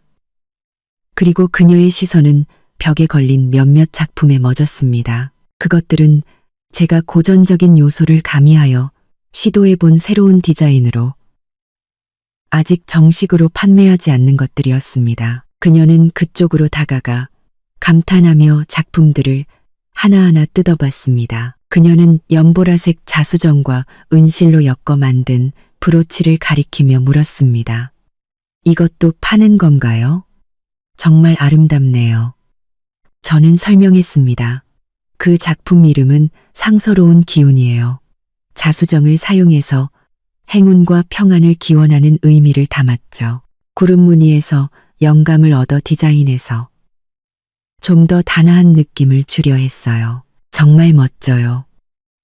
임 사모님은 진심으로 감탄하며 다른 작품들도 한참 동안 둘러보았습니다. 재료나 의미에 대해 묻는 그녀의 질문에 저는 하나하나 친절하게 설명해 주었습니다. 한참 후에야 그녀는 본론으로 돌아와 딸에게 선물할 은하수 팔찌를 주문하고 싶다고 말했습니다. 딸의 손목이 가늘고 파란색을 좋아한다는 정보도 덧붙였죠.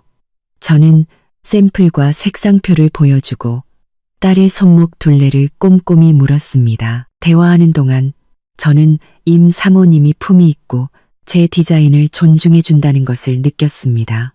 자신의 의견을 말하면서도 명령이 아닌 상의하는 태도를 보였죠. 결국 그녀는 팔찌뿐만 아니라 상서로운 기운 브로치까지 구매했습니다. 제겐 꽤 큰 주문이었죠. 저는 정성껏 포장하고 영수증을 끊어드렸습니다. 임사 모님은 돈을 지불하고 떠나기 전에 제 눈을 보며 진지하게 말했습니다. 준희 씨, 작품이 정말 훌륭해요. 계속 이렇게 해나가면 분명 크게 성공할 거예요. 이전 직장 동료였던 김 선배님의 말은 위로였지만 안목이 높아 보이는 임 사모님의 칭찬은 무게가 달랐습니다. 저는 마음이 따뜻해지는 것을 느끼며 격려해 주셔서 감사해요. 사모님, 더 노력할게요. 라고 대답했습니다. 임 사모님을 보내고 저는 테이블 위에 돈을 보며 가슴이 벅차올랐습니다. 이것은 단순히 돈이 아니었습니다. 인정이었습니다.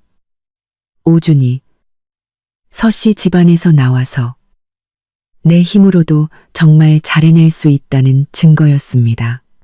더 놀라운 것은 며칠 후임 사모님이 제가 보낸 팔찌를 받고는 매우 만족했다는 것이었습니다. 그녀는 온라인의 사진과 함께 긴 칭찬 후기를 남겼을 뿐만 아니라 친한 친구들에게 저를 소개해 주었습니다. 그녀의 친구들 역시 경제력이 있는 사람들이었고 제 수공예 액세서리에 큰 관심을 보였습니다. 주문이 갑자기 늘어나 제 작은 작업실은 정신없이 바빠졌습니다. 저는 규모를 조금 더 키우거나 조수를 구해야 할지 고민하기 시작했습니다. 하지만 아직 자금과 장소가 부족했기에 신중하게 생각해야 했습니다. 그럼에도 불구하고 이 갑작스러운 행운은 제게 한 가지 확신을 주었습니다. 사람이 스스로를 포기하지 않는 한 하늘은 길을 열어준다는 것을요. 서씨 집안이 저를 벼랑 끝으로 내몰았지만 오히려 그 덕분에 제 안에 숨겨져 있던 잠재력을 발견하게 된 것입니다. 가끔 밤늦게 저는 서민준 가족과 그들이 그토록 바라던 손주를 떠올리곤 했습니다. 하지만 더 이상 마음이 아프지는 않았습니다. 그저 차갑게 관망할 뿐이었죠. 그들은 여전히 그곳에서 자신들이 생각하는 행복한 삶을 살고 있겠죠. 그리고 저는 다른 궤도에서 조용히 앞으로 나아가고 있었습니다. 임 사모님의 등장은 제 잿빛 같던 삶에 비친 한 줄기 햇살과도 같았습니다. 그녀는 주문뿐만 아니라 새로운 인맥의 가능성을 열어주었죠. 이것이 제 미래에 어떤 기회가 될지는 몰랐지만 저는 우선 제 기술을 더 갈고 닦고 눈앞의 일에 최선을 다해야 했습니다. 그리서늘 저는 도구를 집어들어 새로운 작품을 다듬기 시작했습니다. 이번 디자인의 주제는 부활이었습니다. 짙은 붉은색 만호와 금색 실로 불꽃 속에서 다시 태어나는 모습을 형상화했습니다. 제 마음과 꼭 닮은 아름다운 작품이었죠. 임 사모님이 가져다준 행운 덕분에 제 작은 공방은 활기를 띠었습니다. 주문이 늘고 수입도 안정되었죠. 저는 조금 더 큰 작업 공간을 얻어야 할지 고민하기 시작했습니다. 그렇게 제 삶이 조금씩 제 궤도를 찾아가고 서씨 집안 사람들을 거의 잊을 무렵 불청객이 냄새를 맡고 찾아왔습니다. 주말 오후였습니다. 저는 임 사모님의 친구가 주문한 목걸이를 만들고 있었죠. 초인종이 울렸습니다. 저는 인터넷 후기를 보고 찾아온 손님이겠거니 하고 네, 잠시만요 라고 외치며 손을 닫고 문을 열었습니다. 문을 연 순간 저는 그 자리에 얼어붙었습니다. 문 밖에는 서민준이 서 있었습니다. 그는 몹시 초췌해 보였습니다. 며칠은 깎지 않은 듯한 수염, 퀭한 눈, 구겨진 셔츠. 예전에 비겁하긴 했어도 나름 깔끔했던 모습은 온데간데 없었죠. 저는 즉시 경계하며 문을 닫으려 했습니다. 하지만 서민주는 재빨리 문틈으로 발을 집어넣고 쉰 목소리로 제 이름을 불렀습니다. 준이야, 닫지 마. 나야, 민준이. 저는 차가운 얼굴로 문을 밀며 말했습니다. 서민준 씨, 우린 이제 아무 사이도 아니에요. 당장 떠나세요. 안 그러면 경찰 부를 겁니다. 준이야, 제발 이러지 마. 그는 고통스럽고 후회하는 듯한 표정을 지으며 집안을 힐끗거리며 말했습니다. 딱 몇 마디만 할게. 제발, 당신이랑 할 말 없어요. 저는 단호하게 말하며 속으로 그가 어떻게 이곳을 찾아냈는지 빠르게 생각했습니다. 준이야, 내가 잘못했어. 그는 갑자기 태도를 바꿔 울먹이며 말했습니다. 정말로 내가 잘못했어. 후회하고 있어. 너랑 헤어지고 나서 나 하루도 편한 날이 없었어. 저는 비웃음이 터져 나오는 것을 겨우 참았습니다. 편한 날이 없었다고요? 젊은 상간녀를 끼고 그토록 바라던 아들을 기다리면서요. 누구 앞에서 연기를 하는 건지 저는 가차없이 그의 위선을 찔렀습니다. 서민준 씨, 그 악어의 눈물 집어치워요. 당신이 불편한 건 최아라 뱃속에 그 귀한 아들이 잠 못 자게 해서 그런 거 아니고요. 서민준의 얼굴이 하얗게 질렸습니다. 그는 문을 막고 있던 손에 힘을 빼며 우물쭈물 말했습니다. 아니, 아라가. 그는 지친 한숨을 내쉬었습니다. 준이야, 넌 모를 거야. 아라가 돈을 너무 많이 써. 임신하고 나서는 더 심해졌어. 오늘은 명품 가방, 내일은 수입 과일. 조금만 마음에 안 들면 우리 엄마가 자기를 구박한다. 내가 자기를 신경 안 쓴다며 난리를 쳐. 엄마는 또 매일 손주 타령만 하시고 나 정말 미치겠어. 저는 아무런 감흥도 느끼지 못했습니다. 오히려 웃음이 났죠. 아하, 상간녀가 조강지처만큼 순종적이지 않아서, 오준이처럼 공짜 가정부 노릇을 해주지 않아서 이제와 내 고마움을 깨달았구나. 정말이지 역겨운 후회였습니다. 저는 차갑게 말했습니다. 그건 당신 내 새 식구 문제지. 나랑 무슨 상관이에요? 당신이랑 당신 어머니 원래 그런 며느리 원했잖아요. 아들 잘 낳는. 이제 소원 이뤘으니 기뻐해야죠. 문에서 손 떼어. 준이야, 제발.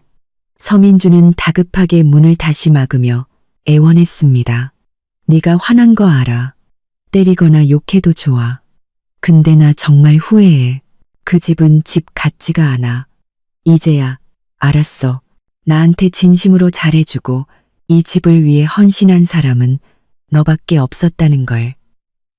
그는 점점 더 흥분하며 안으로 들어오려고 했습니다. 준이야, 너 지금 이런 데서 혼자 사는 거 얼마나 힘들어. 나한테 돌아와. 내가 아라랑 헤어질게. 우리 재결합하자. 앞으로 내가 정말 잘할게. 응? 재결합이요? 제 귀를 의심했습니다. 이 남자의 뻔뻔함은 어디까지일까요? 결혼을, 그리고 저를 뭐라고 생각하는 걸까요? 필요하면 부르고 실증나면 버리는 개 정도로 여기는 걸까요? 엄청난 역겨움과 분노가 머리끝까지 치밀어 올랐습니다. 저는 문을 닫으려던 것을 멈추고 활짝 열어젖혔습니다. 서민주는 중심을 잃고 비틀거리며 안으로 들어올 뻔했습니다. 저는 팔짱을 낀 채 쓰레기를 보는 듯한 눈으로 그를 쏘아보며 얼음장 같은 목소리로 말했습니다. 서민준 씨, 똑똑히 들어요. 첫째, 내가 당신네 집구석에서 나온 건 내 인생 최고의 선택이었어요. 둘째, 나는 지금 아주 잘 살고 있어요. 당신네 그 지옥 같은 집보다 100만 배는 더. 셋째, 당신이랑 재결합? 내가 미치지 않고서야. 세상 남자가 다 사라져도 당신이랑은 안 해. 왜냐고? 더러우니까, 역겨우니까. 저는 단숨에 말을 쏟아냈습니다. 서민주는 제 말에 충격을 받은 듯 얼굴이 불그락푸르락해졌습니다. 그는 제가 예전처럼 조금만 잘해주면 금방 마음이 약해져 돌아올 거라고 생각했겠죠. 그는 창피함에 분노하며 제게 소리쳤습니다. 오준이, 너 지금 잘난 척하는 거야? 네가 뭔데? 내가 실컷 때리고 놀다 버린 여자 주제에 나 말고 누가 널 만나주겠어? 네 꼴을 좀 봐. 이런 거지 같은 동네에서 사는 주제에. 역시 본성은 변하지 않는군요. 조금만 자기 뜻대로 되지 않으니 이기적이고 졸렬한 본성이 그대로 드러났습니다. 저는 오히려 비웃음을 터뜨렸습니다. 내가 누구를 만나든 당신이 상관할 바 아니에요. 당신은 그 최아라랑 당신 어머니나 잘 모시세요. 당신 월급으로 그 여자 사치랑 당신 귀한 아들 키울 수나 있겠어요? 저는 일부러 귀한 아들이라는 말에 힘을 주었습니다. 서민주는 아픈 곳을 찔린 듯 부들부들 떨며 소리쳤습니다. 너 지금 내 아들을 저주하는 거야? 이 악독한 여자. 저주요? 사실을 말했을 뿐인데요. 서민준 씨, 마지막으로 경고하죠. 당장 내 눈앞에서 사라져요. 한 번만 더 찾아오면 경찰에 신고할 뿐만 아니라 오늘 당신이 한 말, 임신한 상간녀 버리고 나랑 재결합하고 싶어한 그 추잡한 속내를 최아라랑 당신 어머니한테 그대로 전할 거예요. 그들이 알면 뭐라고 할까요? 서민준의 얼굴은 새하얗게 질렸습니다. 그는 최아라와 자기 어머니가 이 사실을 알면 집안이 어떻게 뒤집어질지 잘 알고 있었겠죠. 너, 감히. 그는 힘없이 소리쳤습니다. 내가 감히 못할 것 같아요. 저는 한치도 물러서지 않고 그를 노려봤습니다. 제 눈 속의 단호함과 냉정함에 그는 몸서리를 쳤습니다. 그는 저를 몇 초간 노려보다가 결국 제 기세에 눌려 한 발짝 물러섰습니다. 그는 분하다는 듯 중얼거렸습니다. 그래, 오준이, 너 잘났다. 두고 봐. 그 말을 남기고 그는 제가 정말로 전화를 할까봐 두려운 듯 허둥지둥 돌아서서 도망치듯 사라졌습니다. 저는 쾅 소리가 나게 문을 닫고 잠갔습니다. 문에 기댄 채 길게 숨을 내쉬었습니다. 손바닥은 식은땀으로 축축했고 심장은 쿵쾅거렸습니다. 두려워서가 아니었습니다. 분하고 역겨워서였습니다. 하지만 곧 전례 없는 통쾌함이 밀려왔습니다. 통쾌, 정면으로 맞서고 속 시원하게 욕을 퍼부어주는 것이 이렇게 짜릿한 일인 줄 몰랐습니다. 저는 더 이상 참고 살 필요가 없었습니다. 누구의 눈치도 볼 필요가 없었죠. 서민준의 방문은 저를 흔들기는커녕 제 갈 길에 대한 확신을 심어주었습니다. 그가 비참해질수록 후회할수록 제가 그를 떠난 것이 얼마나 올바른 선택이었는지 증명되는 셈이었습니다. 게다가 그의 말을 통해 저는 그와 최아라의 관계가 순탄치 않으며 경제적으로도 어렵다는 중요한 정보를 얻었습니다. 그들 사이에 균열이 클수록 그들의 몰락은 더 빨라질 것이었습니다. 저는 작업대로 돌아가 거의 완성된 부활 목걸이를 집어들었습니다. 불꽃 모양의 장식이 불빛 아래에서 반짝였습니다. 저는 그것을 가만히 쓰다듬으며 스스로에게 말했습니다. 오준이, 잘했어. 계속 앞으로 나아가. 돌아보지 마. 그들의 벌은 이제 시작일 뿐이야. 마음을 가라앉힌 후 저는 예전 휴대폰을 꺼내 장 변호사님에게 메시지를 보냈습니다. 변호사님, 시간 괜찮으실 때 한번 뵙고 싶습니다. 소송 진행 상황에 대해 이야기 나누고 싶고 오늘 서민준이 저를 찾아와 했던 이야기들이 있는데 아마 도움이 될 것 같습니다. 서민준의 그 추레했던 방문은 제 마음에 던져진 작은 돌멩이처럼 잠시 파문을 일으켰다가 이내 잠잠해졌습니다. 그는 다시는 찾아오지 않았습니다. 제가 정말로 그의 말을 최아라와 시어머니에게 전할까봐 두려웠던 모양입니다. 저는 조용한 일상을 되찾고 준이 공방에 더욱 집중했습니다. 임 사모님이 소개해준 고객층은 꾸준했고 그들은 제 정성 어린 수공예품과 독특한 디자인에 기꺼이 지갑을 열었습니다. 제 수입은 예전에 직장을 다닐 때보다 많아졌습니다. 약간의 여유 자금이 생기자 저는 예전 집보다 더 멀고 환경이 좋은 동네로 이사했습니다. 그리고 거실을 환한 작업실로 꾸몄죠. 준이 공방이라는 이름과 작업용 연락처가 적힌 간단한 명함도 만들었습니다. 제 삶은 정말로 긍정적인 방향으로 나아가고 있었습니다. 하지만 저는 마음속으로 알고 있었습니다. 서씨 집안과의 계산은 아직 끝나지 않았다는 것을요. 저는 끈기 있는 사냥꾼처럼 제 삶을 꾸려나가면서 조용히 사냥감이 스스로 허점을 드러내기를 기다렸습니다. 그리고 서씨 집안에서는 겉으로는 평온해 보이는 수면 아래에서 이미 거센 물결이 일고 있었습니다. 최아라의 배는 날마다 불러왔고 임신 후기에 접어들자 박영미 여사는 그녀를 깨지기 쉬운 보물처럼 다루며 거의 한시도 곁을 떠나지 않았습니다. 매일같이 몸에 좋다는 탕약을 다려바치며 오직 튼튼한 손주가 태어나기만을 기다렸죠. 서민주는 저와의 재결합 시도가 실패로 돌아가자 체념한 듯이 집에 있는 두 여자의 늘어나는 씀씀이를 감당하기 위해 더욱더 필사적으로 일했습니다. 그러던 어느 날 최아라의 정기 검진일이었습니다. 박 여사는 아침 일찍부터 최아라 본인보다 더 분주하게 움직였습니다. 그녀는 최아라에게 계란을 까주며 말했습니다. 아라야, 많이 먹어도 오늘 또 초음파 보러 가야 하잖아. 우리 손주도 기운 차려서 의사 선생님한테 잘 보여드려야지. 최아라는 하품을 하며 건성으로 대답했습니다.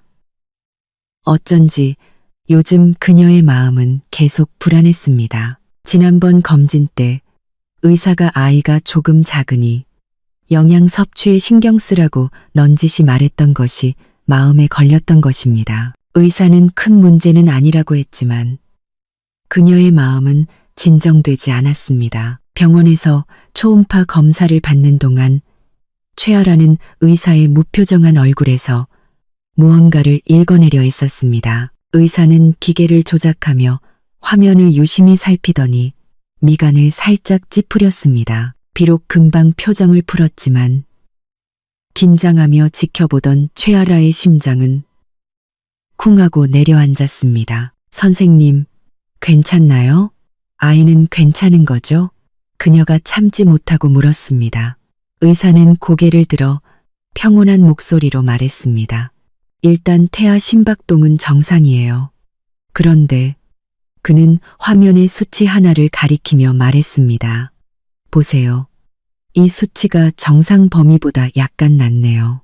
물론 한 번의 검사로 단정할 수는 없어요.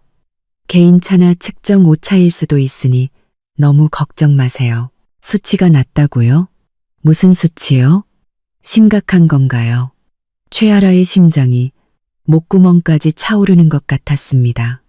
의사는 설명했습니다. 태아의 성장 발달 상태를 보여주는 참고 수치인데 이게 낮다는 건 영양 흡수나 태반 기능에 주의가 필요하다는 의미일 수 있어요. 일단 영양 보충제를 처방해 드릴 테니 잘 챙겨 드시고 다음 주에 다시 와서 검사해 봅시다. 이 수치 변화를 좀 지켜봐야겠어요. 의사는 완곡하게 말했지만 영양 흡수, 태반 기능, 지켜봐야 한다는 단어들은 최아라의 마음에 비수처럼 꽂혔습니다. 그녀는 하얗게 질린 얼굴로 진료실을 나왔습니다. 밖에서 기다리던 박 여사가 즉시 다가와 기대에 찬 얼굴로 물었습니다. 어땠어? 우리 손주 괜찮대? 최아라는 시어머니의 흥분한 얼굴을 보고 차마 사실대로 말할 수 없었습니다. 그녀는 박 여사의 성격을 너무나 잘 알았습니다. 아이에게 문제가 있을지도 모른다는 말을 들으면 박 여사의 태도는 180도 바뀔 것이 뻔했습니다. 지금 그녀가 누리는 이 모든 것들, 서민준의 순종, 시어머니의 시중은 모두 뱃속의 아들 덕분이었습니다. 만약 아이가 아들이 아니거나 문제가 생긴다면 최아라는 그 결과를 상상하고 싶지도 않았습니다. 그녀는 억지 미소를 지으며 검사지를 가방에 쑤셔 넣고 태연하게 말했습니다. 어머니, 괜찮대요. 아이가 좀 작아서 영양 보충 좀 하라고 약 처방해 주셨어요. 요즘 애들 다 그렇대요. 박 여사는 그 말을 듣고는 대수롭지 않게 여기며 오히려 더 의욕에 불탔습니다. 작다고? 그럼 영양이 부족했나 보네. 오늘부터 내가 아주 특식으로 준비해야겠다. 우리 손주 아주 튼튼하게 키워야지. 의기양양하게 시장으로 향하는 시어머니의 뒷모습을 보며 최아라는 안도의 한숨을 내쉬었지만 마음속의 돌덩이는 더욱 무거워졌습니다. 그 후 며칠간 최아라는 의사가 처방해준 약을 꼬박꼬박 챙겨 먹었고 박 여사는 더욱더 극성으로 보양식을 해다 바쳤습니다. 하지만 최아라의 불안은 날마다 커져만 갔습니다. 그녀는 몰래 인터넷으로 그 수치가 낮은 경우에 대해 검색했고 염색체 이상이나 발달 장애 같은 끔찍한 단어들을 보며 공포에 떨었습니다. 서민준에게는 말할 수 없었습니다. 그는 일 때문에 이미 스트레스가 극에 달해 있었기 때문입니다. 그녀는 혼자 끙끙 앓으며 다음 검사에서는 모든 것이 정상이기를, 이 모든 것이 그저 기우이기를 간절히 기도했습니다. 일주일 후 최아라는 박 여사에게는 간단한 검진이라고 속이고 혼자 병원을 찾았습니다. 이번에는 의사가 더 꼼꼼하고 오랫동안 검사를 했습니다. 검사가 끝난 후 의사의 표정은 지난번보다 더 굳어 있었습니다. 수치가 여전히 낮네요. 개선되지 않았어요. 이런 경우에는 양수 검사 같은 정밀 검사를 통해 잠재적인 위험을 확인해 보는 것이 좋습니다. 물론 검사 자체에도 유산의 위험이 따르니 가족분들과 잘 상의해서 결정하세요. 유산 위험이라고요? 최아라는 손발이 차갑게 식었습니다. 만약 검사를 받다가 아이를 잃게 되면 박 여사와 서민준이 자신을 가만두지 않을 것이었습니다. 하지만 검사를 받지 않고 아이에게 정말 문제가 있다면 그녀의 머릿속은 뒤죽박죽이 되었습니다. 결국 그녀는 도망치듯 말했습니다.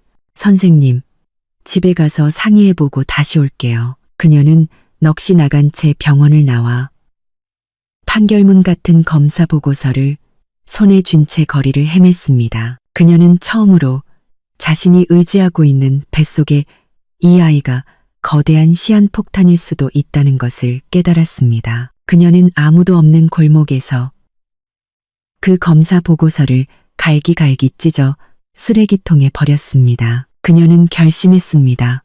숨기기로. 어차피 2달만 지나면 아이는 태어날 것이고 그때 가서 생각하기로 했습니다. 그녀는 지금 이 위태로운 평화를 어떻게든 유지해야만 했습니다. 그녀는 알지 못했습니다. 그녀의 이 공포와 은폐가 제 미래의 복수의 가장 결정적인 한 수가 될 것이라는 것을요. 최아라가 속을 끓이는 동안 제 삶은 순풍에 돛단 듯 순조로웠습니다. 새 작업실은 쾌적했고 준이 공방은 입소문을 타며 점점 더 유명해졌습니다. 더 이상 제가 홍보에 힘쓰지 않아도 주문이 꾸준히 들어왔고 대부분은 가격이 더 비싼 맞춤 제작품이었습니다. 임 사모님은 제 단골 고객이 되었고 한 번은 제게 진지하게 제안했습니다. 준희 씨, 이런 재능을 집에서만 썩히기 아까워요. 정식으로 공방을 열거나 분위기 좋은 카페나 서점과 협업해서 작품을 전시해보는 건 어때요? 저는 감사했지만 아직은 때가 아니라고 생각했습니다. 제 인생의 가장 중요한 무대는 아직 시작되지 않았으니까요. 그 전까지는 분수에 맞게 조용히 힘을 키워야 했습니다. 그러던 어느 날 저는 단골 마트에서 장을 보다가 귀에 거슬리는 목소리를 들었습니다. 박영미 여사였습니다. 저는 모자를 푹 눌러쓰고 진열대 뒤로 몸을 숨겼습니다. 그녀는 웬 아주머니를 붙잡고 자기 며느리 배가 뾰족하니 틀림없는 아들이라며 얼마나 착하고 살가운지 모르겠다며 침이 마르게 자랑하고 있었습니다. 이전 며느리와는 비교도 안 된다면서요. 저는 그 연극을 차갑게 지켜봤습니다. 몇 달 만에 본 그녀는 살이 더 찐 듯 얼굴에 기름기가 흘렀습니다. 최아라라는 복덩이 덕분에 아주 행복해 보였죠. 과연 그녀는 그 복덩이가 사실은 시한폭탄일지도 모른다는 사실을 알면 어떤 표정을 지을까요? 제가 조용히 자리를 피하려던 순간 박 여사와 눈이 마주쳤습니다. 그녀는 잠시 저를 알아보지 못하는 듯했지만 이내 제 정체를 깨닫고는 경멸과 희열이 뒤섞인 눈빛으로 제게 다가왔습니다. 그녀는 저를 위아래로 훑어보며 온 마트가 떠나가라 소리쳤습니다. 어머, 이게 누구야? 오준이 아니니? 꼬리말이 아니네. 우리 서씨 집안에서 나가니까 살기 힘든가 보지? 저는 아무 말도 하지 않았습니다. 그런 사람과 말다툼하는 것은 제 격만 떨어뜨리는 일이었습니다. 제 침묵을 긍정으로 받아들인 그녀는 더욱 기세등등해져 손에 든 생선을 흔들며 말했습니다. 이거 봐. 우리 아라 몸보신 시켜주려고 산 거야. 우리 집 보물이지, 보물. 곧 태어날 우리 손주, 얼마나 귀하겠어. 넌 후회 안 하니? 진작에 알아서 나갔으면 민준이가 돈이라도 좀 챙겨줬을 텐데. 이게 다 내 팔자야. 넌 원래부터 복이 없는 팔자라고. 예전 같았으면 분노로 몸을 떨었겠지만 지금은 그저 역겨울 뿐이었습니다. 저는 심지어 희미하게 미소를 지으며 평온한 목소리로 말했습니다. 서 여사님, 손주가 귀하시다니 얼른 집에 가서 탕이나 끓이세요. 생선이 상하겠어요. 저는 그녀를 시어머니가 아닌 서 여사님이라고 불렀습니다. 제 낯선 호칭과 태연한 태도에 그녀는 당황한 듯 내까지 게 걱정 안 해줘도 돼 라고 쏘아붙이고는 씩씩거리며 자리를 떴습니다. 저는 그녀의 뒷모습을 보며 미소를 거두었습니다. 그녀의 자랑을 통해 저는 최아라가 아직 출산 전이며 서씨 집안 모두가 아이의 건강 문제에 대해 전혀 모르고 있다는 것을 확신했습니다. 참 좋네요. 꿈이 아름다울수록 깨어났을 때의 고통은 더 큰 법이니까요. 저는 조금도 서두르지 않았습니다. 이미 오래 기다렸으니 한두 달 더 기다리는 것은 아무것도 아니었죠. 마트를 나오자 따스한 햇살이 저를 감쌌습니다. 저는 신선한 공기를 깊게 들이마셨습니다. 발걸음이 한결 가벼워졌습니다. 서민준, 박영미. 그대들의 마지막 행복을 마음껏 즐기세요. 머지않아 당신들은 진짜 절망이 무엇인지 알게 될 테니까요. 제가 당신들에게 보내는 진짜 선물은 이제 막 배송을 시작했을 뿐입니다. 제가 당신들에게 보내는 진짜 선물은 시간은 흘러 최아라의 출산 예정일이 다가왔습니다. 저는 제 사업에 몰두하며 그들의 소식을 일부러 찾아듣지 않았습니다. 하지만 어떤 소식들은 원치 않아도 제 귀에 들어오기 마련이었습니다. 제 단골 고객 중 한 명이 서민준의 아내가 곧 출산한다는 소식을 전해주었습니다. 며칠 후 금요일 오후였습니다. 제가 작업에 한창 몰두하고 있을 때 거의 잊고 지냈던 예전 휴대폰이 날카롭게 울렸습니다. 김 선배님이었습니다. 그녀의 목소리는 흥분으로 가득 차 있었죠. 준이야, 큰일 났어. 서민준네 집 완전히 뒤집어졌어. 제 심장이 쿵 내려앉았지만 저는 침착하게 물었습니다. 선배님, 천천히 말씀해 보세요. 무슨 일인데요? 제가 기다리던 선물이 드디어 도착했음을 직감했습니다. 최아라가 오늘 오전에 아들을 낳았대. 근데 애가 좀 이상하대. 김 선배님은 숨을 몰아쉬며 말했습니다. 그녀의 사촌 동생이 그 병원 간호사인데 방금 소식을 전해왔다는 것이었습니다. 처음엔 다들 좋아했는데 좀 있다 보니 의사들 표정이 심각해지더래. 듣자 하니 애기 외모가 좀 특이하고 울음소리도 너무 약해서 선천적인 질병이 의심된대. 네, 전 시어머니 그 자리에서 충격으로 쓰러질 뻔했고 서민주는 어쩔 줄 몰라 하고 최아라는 병원이 애를 잘못 건드렸다며 난리를 쳤다나 봐. 하하. 정말 꼴 좋다. 저는 조용히 듣고 있었습니다. 마음속에 있던 거대한 얼음덩이가 천천히 그리고 단단하게 녹아내리며 차가운 한기를 뿜어내는 것 같았습니다. 역시 제 예상대로였습니다. 최아라의 은폐, 박 여사의 맹목적인 믿음, 서민준의 무능함이 결국 이런 비극적인 결과를 낳은 것입니다. 김 선배님은 제가 말이 없자 준이야, 듣고 있어 라고 물었습니다. 네, 듣고 있어요. 선배님, 알려주셔서 감사해요. 고맙긴.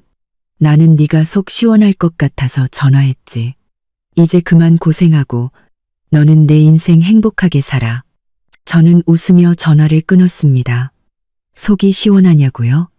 이건 겨우 시작에 불과했습니다. 건강하지 않은 아이는 대를 잇는 것을 무엇보다 중요하게 여기는 박 여사에게는 치명적인 타격일 것입니다. 그리고 서민준과 최아라에게는 영원히 벗어날 수 없는 족쇄가 되겠죠. 하지만 이것만으로는 부족했습니다. 그들이 제게서 빼앗아간 모든 것을 이자까지 쳐서 돌려받기에는요. 저는 서민준이 저를 찾아왔을 때의 그 불안한 눈빛과 최아라의 경박한 태도를 떠올렸습니다. 그리고 제 머릿속에 번개처럼 한 가지 생각이 스쳤습니다. 그 아이, 정말 100% 서민준의 아이일까? 그 의심은 꼬리에 꼬리를 물고 커져갔습니다. 만약 아니라면? 그렇다면 이 연극의 절정은 이제부터 시작이었습니다. 저는 즉시 장 변호사님에게 전화를 걸었습니다. 변호사님, 하이포테티컬하게 여쭤보는 건데요. 만약 이혼 후에 전 남편이 혼인 기간 중에 외도하여 낳은 아이가 친자 검사 결과 친자가 아닌 것으로 밝혀진다면 재산 분할 소송에서 더 유리해질 수 있나요? 전화기 너머의 변호사님은 잠시 침묵하더니 진지한 목소리로 답했습니다. 오 선생님, 만약 그 가정이 사실이라면 상황은 완전히 달라집니다. 그것은 단순한 외도가 아니라 사기에 해당하며 오 선생님께서 입으신 정신적 피해는 배가 됩니다. 기존의 불공정한 이혼 합의를 뒤집고 재산 분할을 다시 요구하는 것은 물론 거액의 위자료까지 청구할 수 있습니다. 승소 확률은 거의 100%라고 보시면 됩니다. 물론 확실한 친자 검사 결과, 보고서가 증거로 필요합니다. 알겠습니다. 변호사님, 그 빼돌려진 2천만 원에 대한 증거는 어떻게 되어가고 있나요? 이미 확보했습니다. 때가 되면 법원에 제출할 겁니다. 좋습니다. 저는 창밖의 푸른 하늘을 보며 마음속으로 계획을 세웠습니다. 변호사님, 재산소송은 계획대로 준비해 주시고 친자 검사에 관해서는 아마 조만간 뜻밖의 기회가 생길 것 같습니다. 그 병원에서의 소동은 서씨 집안이라는 것만 번지르르한 연못에 던져진 거대한 돌멩이와 같았습니다. 그 후로 김 선배님을 통해 서씨 집안이 어떻게 망가져가는지에 대한 소식이 간간이 들려왔습니다. 박 여사는 충격으로 병석에 누웠고 최아라는 매일같이 울며 병원과 서민준을 탓하다가 시어머니와 싸우기 일쑤였습니다. 아이는 결국 장기적인 치료가 필요한 선천성 질환 판정을 받았고 서민준은 막대한 치료비를 감당하며 집안의 냉기류를 견디다 못해 하루가 다르게 늙어갔다고 합니다. 저는 그 소식들을 들으며 그들의 고통이 스스로 자초한 일임을 다시 한번 깨달았습니다. 하지만 아직 제 복수는 끝나지 않았습니다. 그들이 제게 준 상처에 대한 대가는 고작 이 정도로 끝나서는 안 됐습니다. 기회는 생각보다 빨리 찾아왔습니다.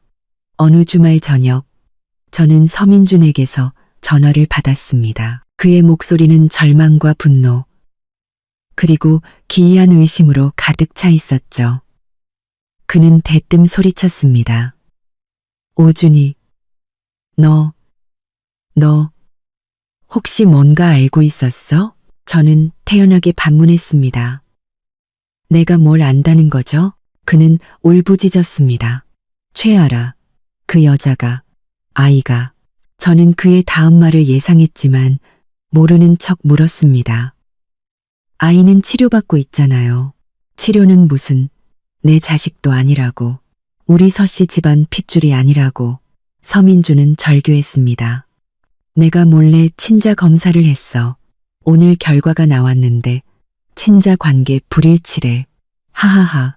나는 그냥 바보였어. 남의 자식 키우고 있었던 거야. 예상했던 결과였지만 직접 들으니 심장이 세차게 뛰었습니다. 제가 기다리던 가장 날카로운 칼이 드디어 제 손에 쥐어졌습니다. 저는 일부러 놀란 척하며 말했습니다. 서민준 씨, 미쳤어요? 무슨 소리예요? 저는 그를 자극하여 모든 사실을 털어놓게 만들었습니다. 그의 입에서 모든 비극의 전말이 쏟아져 나왔습니다. 그리고 저는 그의 울음 섞인 하소연을 차갑게 듣고 있다가 말을 끊었습니다. 서민준 씨, 지금 나한테 그딴 소리해서 뭐 어쩌자는 거예요? 동정이라도 바라는 거예요? 당신이랑 당신 어머니가 나를 빈손으로 내쫓을 땐 내 생각 한 번이라도 해봤어요? 저는 그에게 마지막 일격을 가했습니다. 그리고 좋은 소식 알려줘서 고마워요. 그 친자 검사 결과 나한테는 아주 유용하게 쓰일 것 같네요. 서민주는 제 말의 의미를 이해하지 못하고 멍하니 되물었습니다. 무슨 소리야? 저는 한 글자 한 글자 또렷하게 말했습니다. 당신과 최아라가 공모해서 남의 아이를 서씨 집안 핏줄인 것처럼 석연아를 쫓아냈다는 거. 이건 명백한 사기예요. 덕분에 우리가 썼던 그 불공정한 이혼 합의서, 특히 재산에 관한 부분은 다시 이야기해야겠네요. 곧 제 변호사에게서 연락이 갈 겁니다. 저는 그에게 더 이상 변명할 기회도 주지 않고 전화를 끊어버렸습니다. 그리고 즉시 장 변호사님에게 연락하여 서민준이 직접 실토한 사실을 전했습니다. 변호사님의 목소리마저 흥분으로 떨렸습니다. 오 선생님, 이건 결정적인 증거입니다. 바로 소송 준비에 들어가겠습니다. 이번에는 우리가 빼앗긴 모든 것을 이자까지 쳐서 되찾아올 수 있습니다. 바로 선생님, 이건 결정적인 증거입니다. 둘이 바로 소송 준비에 들어가겠습니다. 그 후 서씨 집안의 몰락은 걷자 볼 수 없었습니다. 친자 불일치 스캔들은 순식간에 퍼져나갔고 서민주는 회사에서 해고당했습니다. 최아라는 남은 돈을 챙겨 아이를 버리고 도망쳤고 박 여사는 충격으로 쓰러져 병원 신세를 지게 되었습니다. 그들이 살던 집은 대출금을 갚지 못해 경매로 넘어갔고 서민주는 병든 어머니와 남의 아이를 데리고 도시의 가장 허름한 철거 직전의 동네로 쫓겨났습니다. 어느 날 제가 새 작업실에 놓을 가구를 사러 갔다가 우연히 길에서 서민준과 마주쳤습니다. 그는 쓰레기통 옆에 쪼그려 앉아 담배를 피우고 있었습니다. 깡마른 몸, 퀭한 눈, 남루한 옷차림. 그는 완전히 다른 사람이 되어 있었습니다. 저를 발견한 그의 얼굴에는 부끄러움과 원망, 그리고 애원이 뒤섞여 있었습니다. 저는 그를 못 본 척 그대로 지나쳐 걸어갔습니다. 제게는 더 이상 그를 동정할 마음조차 남아있지 않았습니다. 반년 후 법원은 제 손을 들어주었습니다. 서민준의 명백한 과실을 인정하여 그가 빼돌렸던 2천만 원의 반환과 위자료 5천만 원을 추가로 지급하라는 판결이 내려졌습니다. 물론 그에게는 그만한 돈이 없었기에 법원은 그의 얼마 안 되는 월급을 압류하여 분할 상환하도록 했습니다. 그 돈의 액수는 제게 더 이상 중요하지 않았습니다.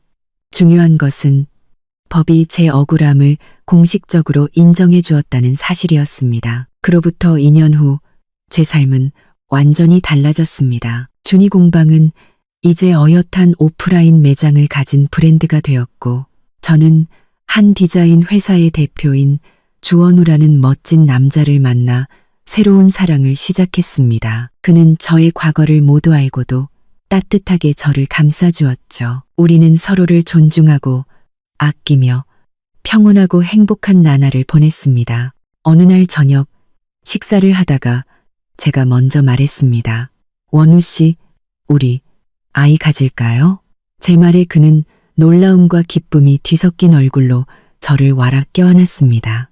과거의 상처가 깊었던 제게 아이는 아픔의 상징이었습니다. 하지만 이제 저는 사랑하는 사람과 함께라면 새로운 생명을 맞이할 용기가 생겼습니다. 시간이 흘러 제 배는 조금씩 불러왔습니다. 정기 검진 때마다 원우 씨는 제 손을 꼭 잡고 함께 해주었습니다. 의사 선생님은 아이가 아주 건강하다고 말했죠. 초음파 사진 속의 작은 생명을 보며 저는 뜨거운 눈물을 흘렸습니다. 더 이상의 강요도 계산도 없는 오직 사랑과 축복 속에서 자라날 우리 아이였습니다. 과거의 악몽은 완전히 끝났습니다.